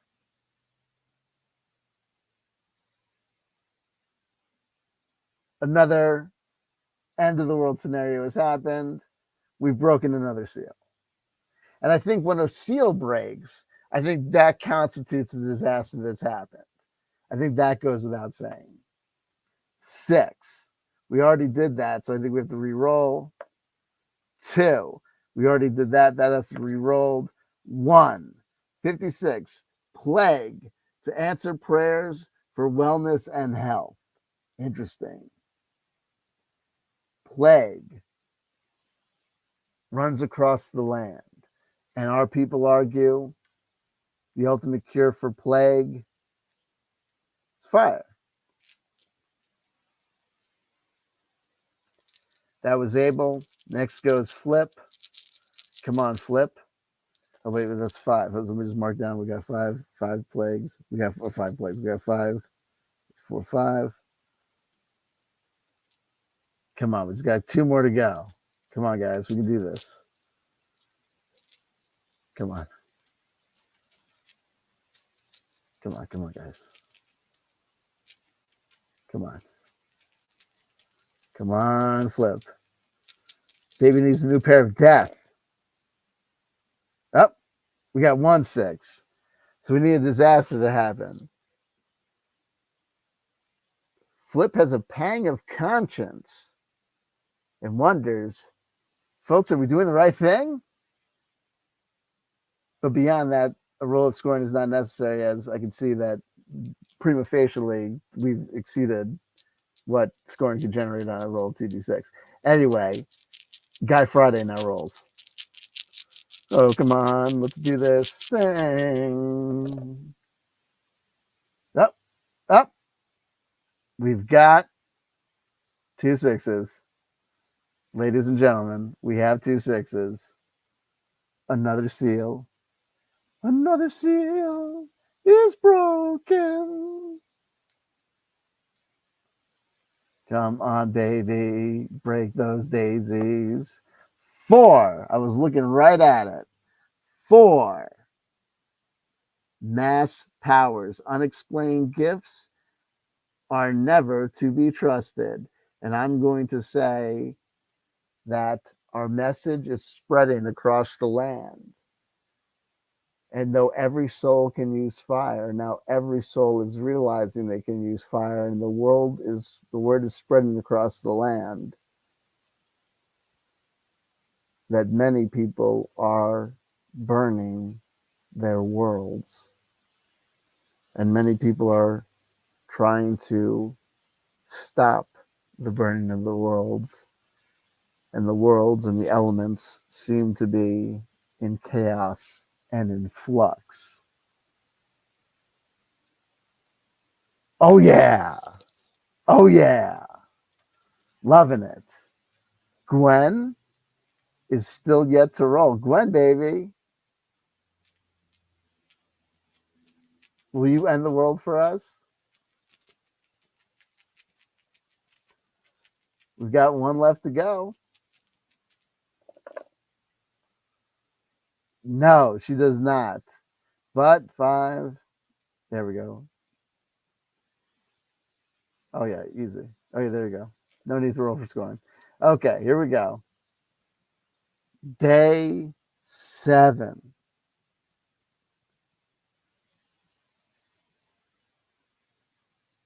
Oh, I think we got more than that. Oh, we got 6 of these now. Okay. Here we go. 1, 2, 3, 4, 8, 9 dice we roll at the end of days. Poetic, is it not? Poetic, is it not?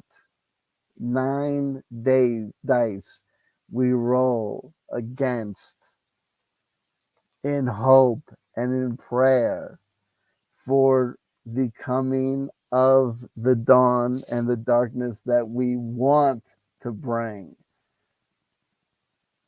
4 souls. Abel, Flip, Guy Friday, and Gwen, who want the world to end. Abel goes first. Abel goes first. Abel goes first. Or he turns to Gwen and says, Gwen, you go first. You go first. You go first. So Gwen is going to go first. She starts to play her flute, concentrating all her power as she turns to the church that used to be a shrine in the middle of town, putting all of her power into her song, seeking to burn it down.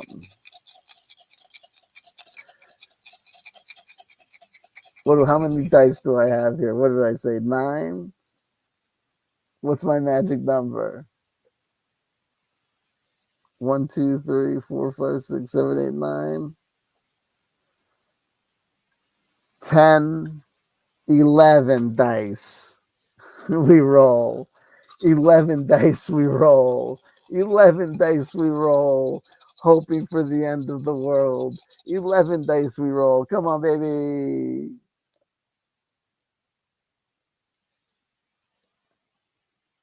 Go, you gotta be shitting me. Are you kidding me, honey?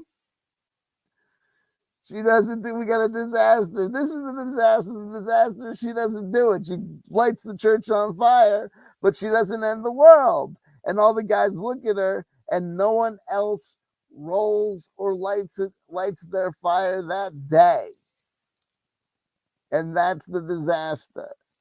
They look at her. The church lights on fire, but no seal is broken. And they look at Gwen and they look at Abel, and they're all motherfucking pissed.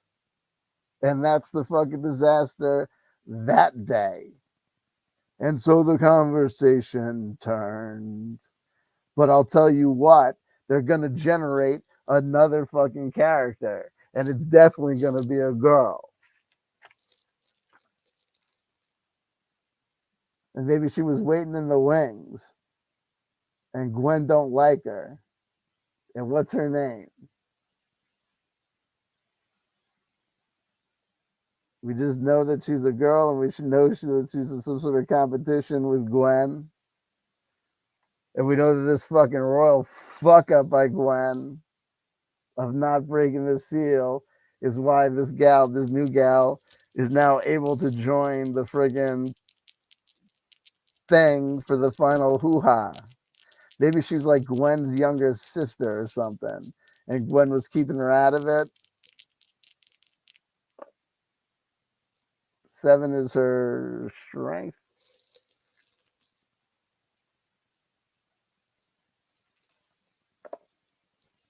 9 is her dexterity. 797. Look at those numbers. 797. Boom.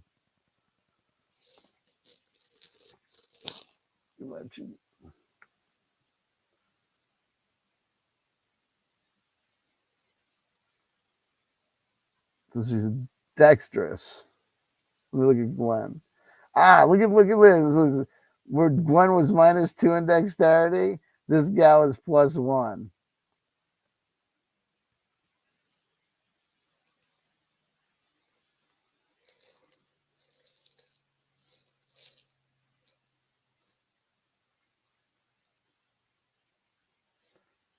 How the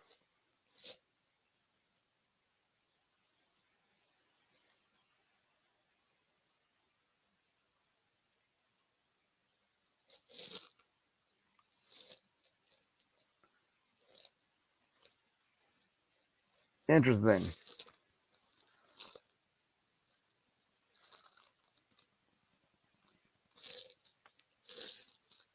We'll call her Lisa.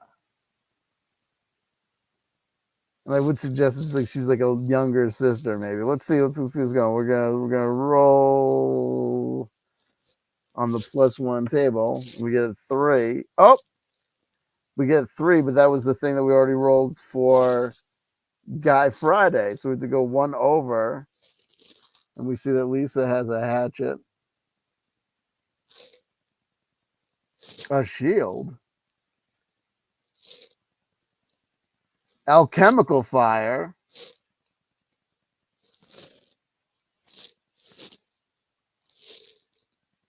manacles,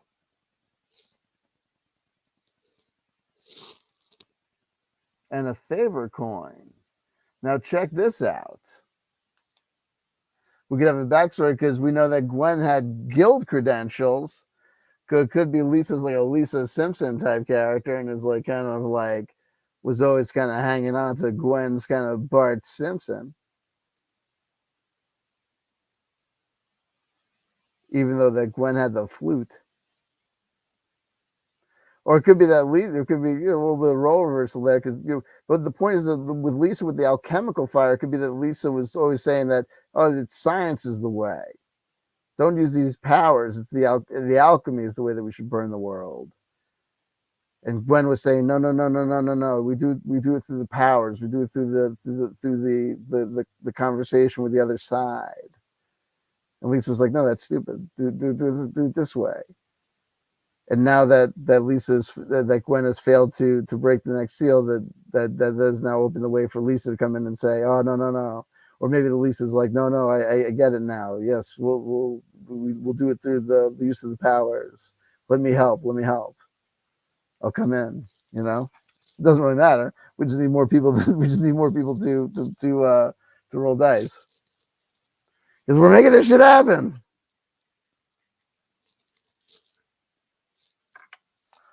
And we're still rolling all of it. 1, 2, 3, 4, 5, 6, 7, 8, 9, 10, 11.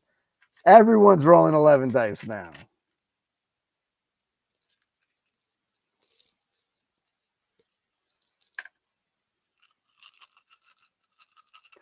I got 5 people watching me. 11 dice. We got 1.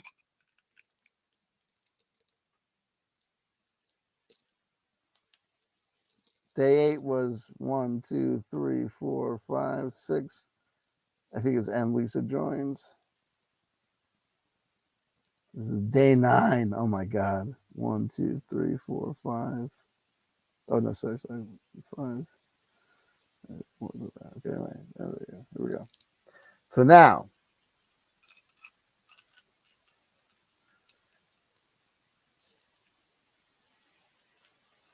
still got 11 dice because 11 is a good number. But now Gwen turns to Lisa and says, "Your alchemical fire. But we, join this. We use the powers. Use your powers to activate the alchemical fire." And so they put the chemical fires, before them all. They're even thinking they're layered together, and they're besides themselves. It's like a question of faith. And Gwen says, with the chemical fire, it doesn't matter. The seals are not broken. We don't know what to do. And Lisa says, by our own will, I would even light this chemical fire itself if it should with the conversation with the other side, if it should break the seals. And Gwen should be like, well, prove your faith, make it so. So Lisa goes, okay. And Lisa rolls, live and die. Come on, do it.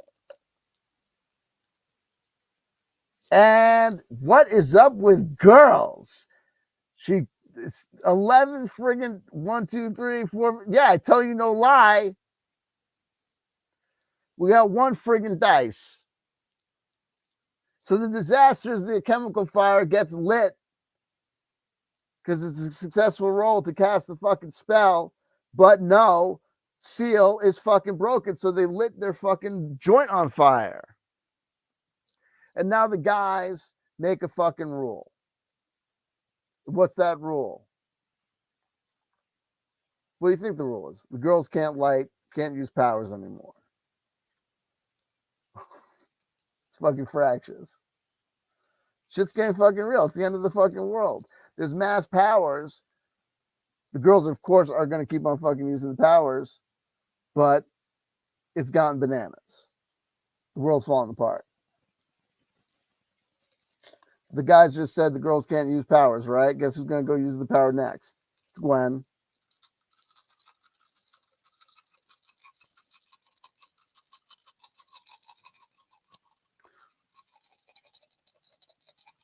I think she's going to use the powers on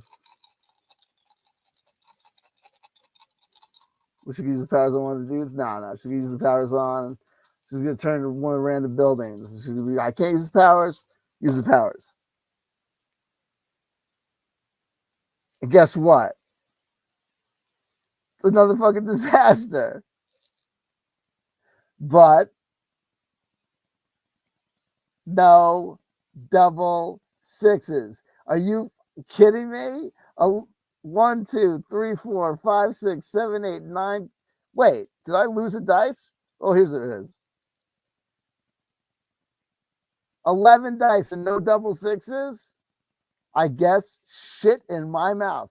My opinion about the frequency of double sixes occurring is based on, obviously, no actual knowledge of the statistical frequency of double sixes occurring. I say that, but here we are. The stream has not been 5 hours long. It's been 2 hours. But then again, I'm rolling away a dice here. I guess we notice what we notice and we don't notice much. But it's another disaster. She lit another building on fire, but the people saw her motion towards it. So now they go, that lady. So now they're on the run. But now everyone's freaking out. So everyone's going, just keep on lighting shit on fire. So now it's Abel's like, just keep on lighting shit on fire. So he just casts his powers on a building. You got 1 6. Why are all of a sudden people not able to do shit? So that's another disaster. So he fucking trips. Whatever. That Guy Friday, that we'll have Flip go and then Guy Friday go. We'll keep the order together.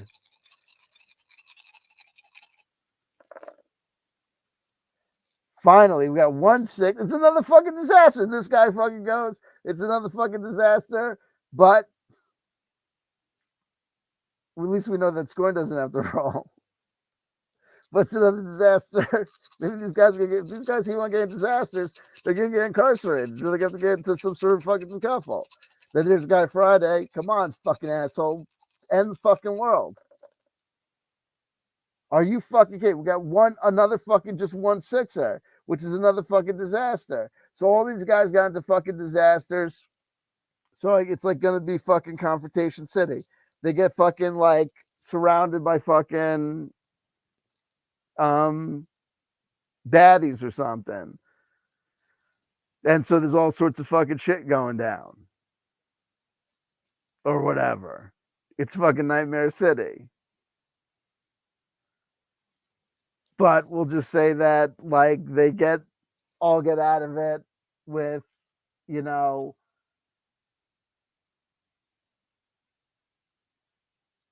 minus like, 2 hits of damage or something because the whole world is falling apart.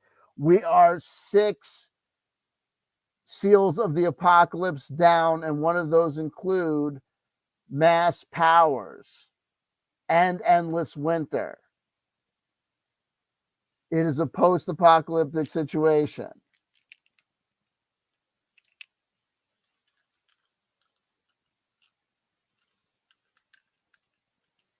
But it was all disasters, and they're hurt, and they didn't break any seals. So we're making another fucking person.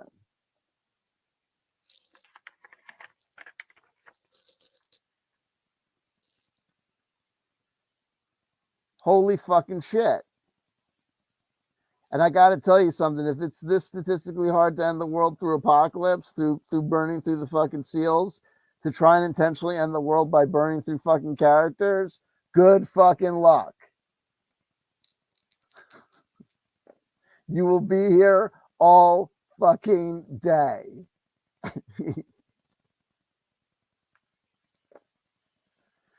But meanwhile, if you were like in love with Skorrne and like wanted the game to never end, use powers 3 times, peace, you're done, right? The way it works, right? And look at this. Look how fast I'm going through character creation now, right? Boom. Right? That's the joke.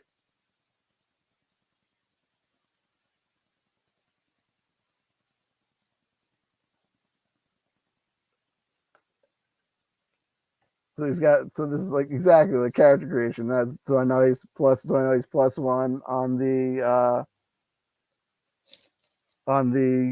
the table here.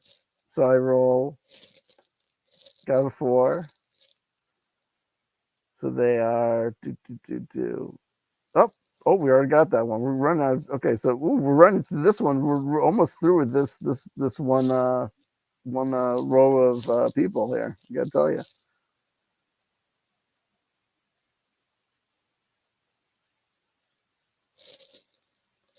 This person's got throwing knives. But again, they've got throwing knives, but does this game tell you what kind of damage throwing knives does? No. We've got blast powder. Does it tell you how to activate blast powder, what blast powder does? No. It's got smoke dust. Does it tell you what smoke dust does? Nope. But that's fine. But, you know, it is what it is. Just letting you know. Land deed. All right. He's got a burnt face. Not at all like Into the Odd. Again.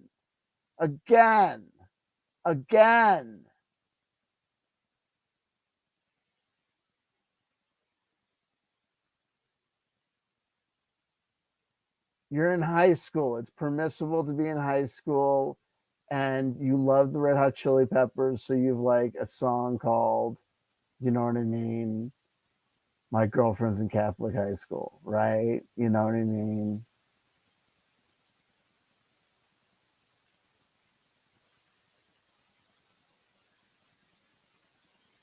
You're into Metallica and you're in high school, so you have a song called Trapped in the Insane Asylum, right? Sam, are you in high school?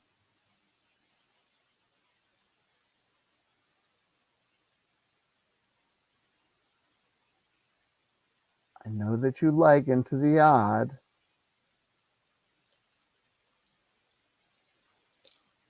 Do better. Okay. And Greta Van Fleet still fucking suck, okay? And now we're gonna have to, everyone's gonna have to roll to end your fucking game. That's just gonna end like Morkborg because, well, I don't know, Sam. It wasn't really necessary to do it like this, but thank God you did. So we've got a fucking exit strategy. I love you, okay? I bought your game twice and I bought Adventure Hour. I'm going to play that too, okay? I'm going to be back. I'm going to play Adventure Hour too. Okay, not that anyone from the FKR Discord is going to watch my videos on that one either, because they've got better things to do, apparently. Like, not have a life. I'm kidding. I love you, everybody. Let's get rolling. Love you. Anywho, my bitchiness grows as my blood sugar gets down. So we're going to call this person Sam Dobler. No, I'm kidding. We'll just call him Sam D. Burn face. You're awesome. The next person is going to be named Chris McDowell's mysterious partner. No, I'm kidding. I'm turning into a total bitch after midnight. It is not even seven. It's 7:36. Okay, listen. Let's go.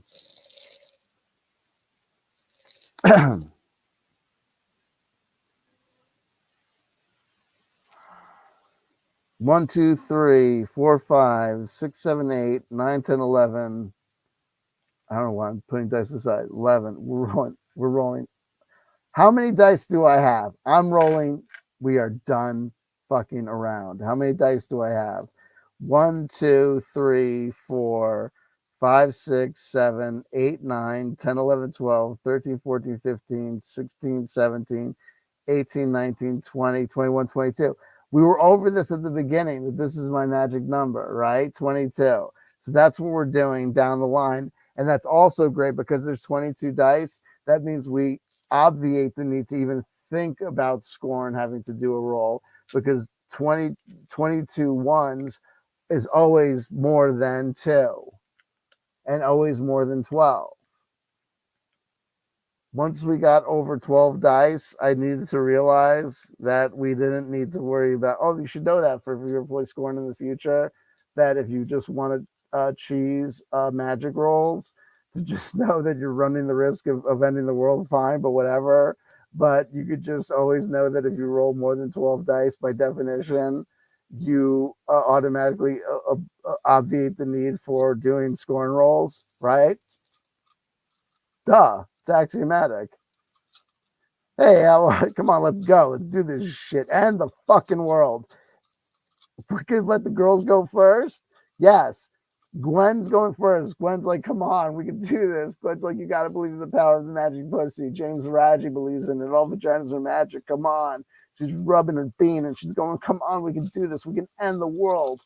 Women brought the world into existence. We can end this, Gwen. Lisa, they're thinking they're doing it together. They're like, come on, we can do this. Yes, thank fucking God. There's multiple sixes. Are you kidding me? Yeah, holy shit. Thank God. Have you noticed that every time we've ended the world, it's been on 3 sixes? It's true. And the final seal is broken.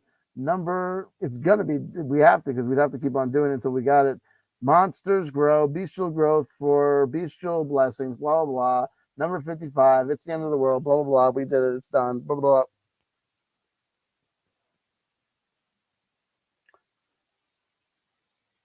2 hours. And our tower card for tonight is from 2003.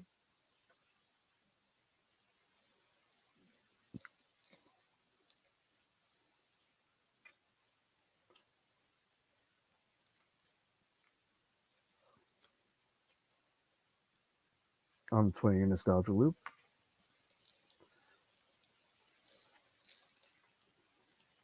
Nine of Cups.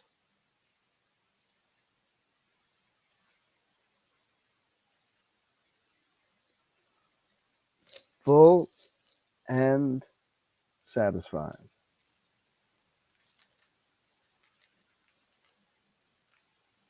And happy as a clam. We got it.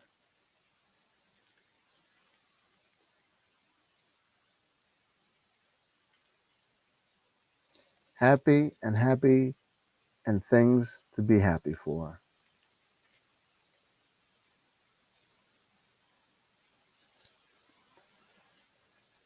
I have had fun with this game and have enjoyed it, and encourage people that have the spare time and the interest in the diversion of small RPG rule sets to stick their nose and F around with this one, if you're so inclined. Not a perfect rule set by any means of the imagination, but one worth checking out and exploring. Not a cookie cutter, also ran another version of BX.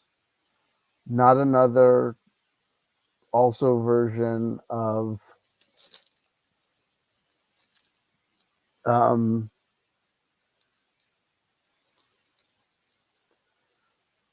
pick your OSR emulation of choice. Not another just this or just that. Wears its influences on its sleeve, and its influences are obvious.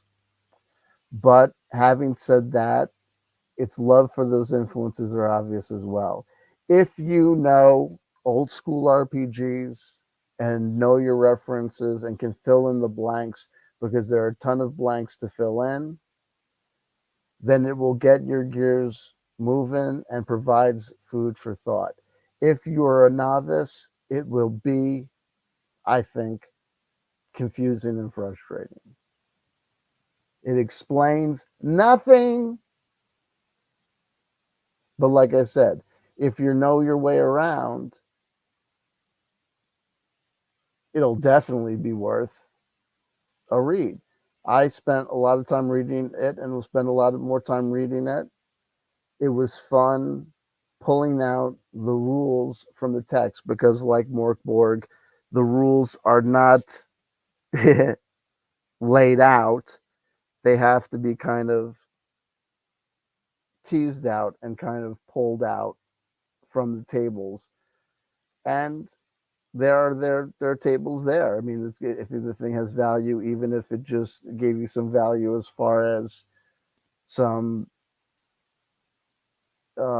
stuff to work with, as far as ideas for how to think of or break down or new approaches or different approaches to enemy creation, or like I said, or just different ways to have different tables for character creation or just item creation, or finding, or just who couldn't use another few tables for you know dungeon plunder, right?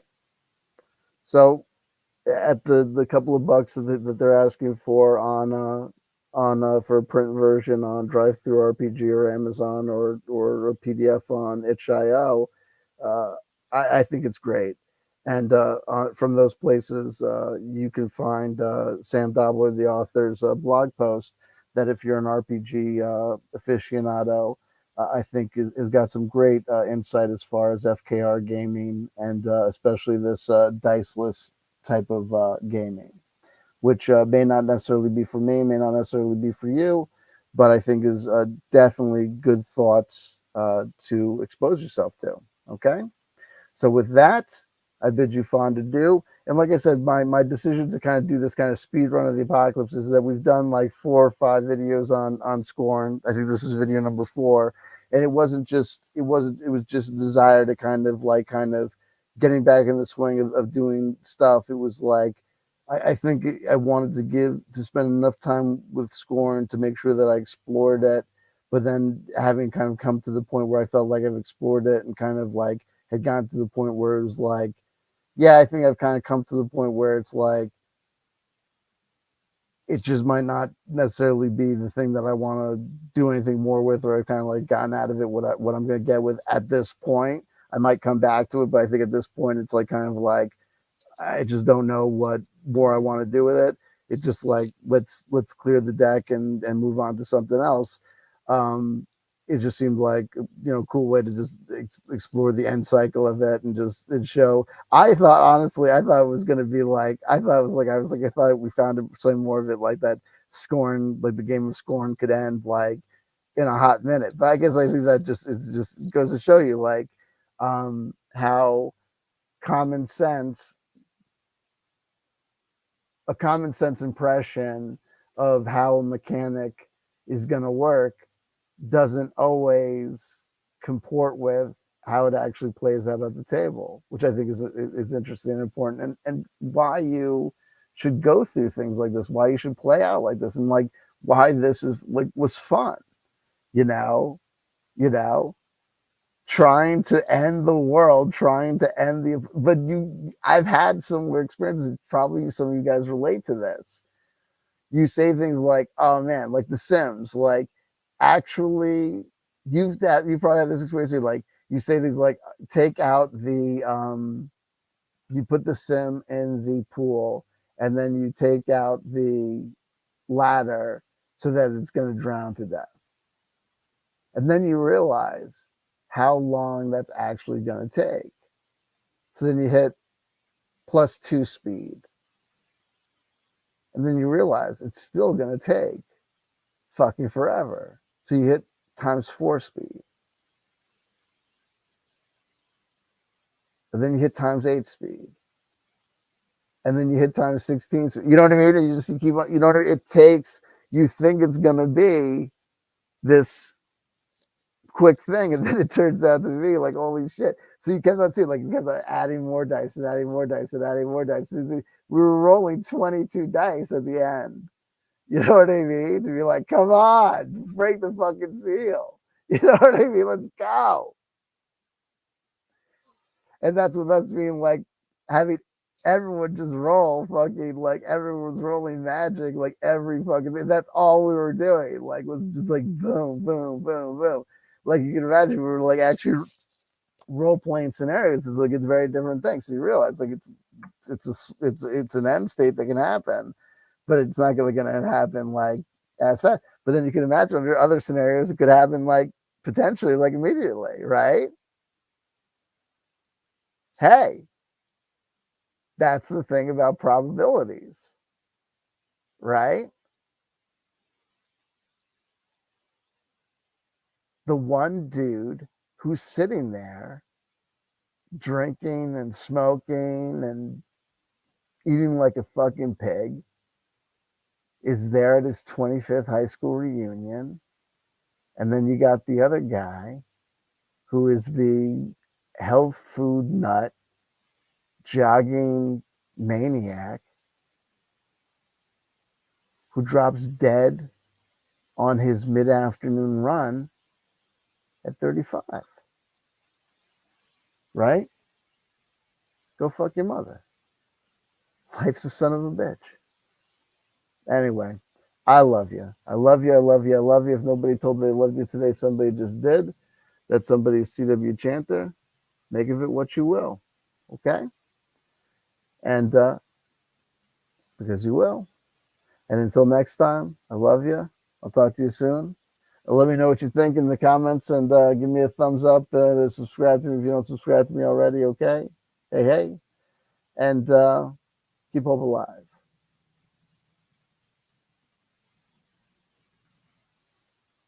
But why not? You know what I mean? And there you go. Okay? I'll talk to you soon.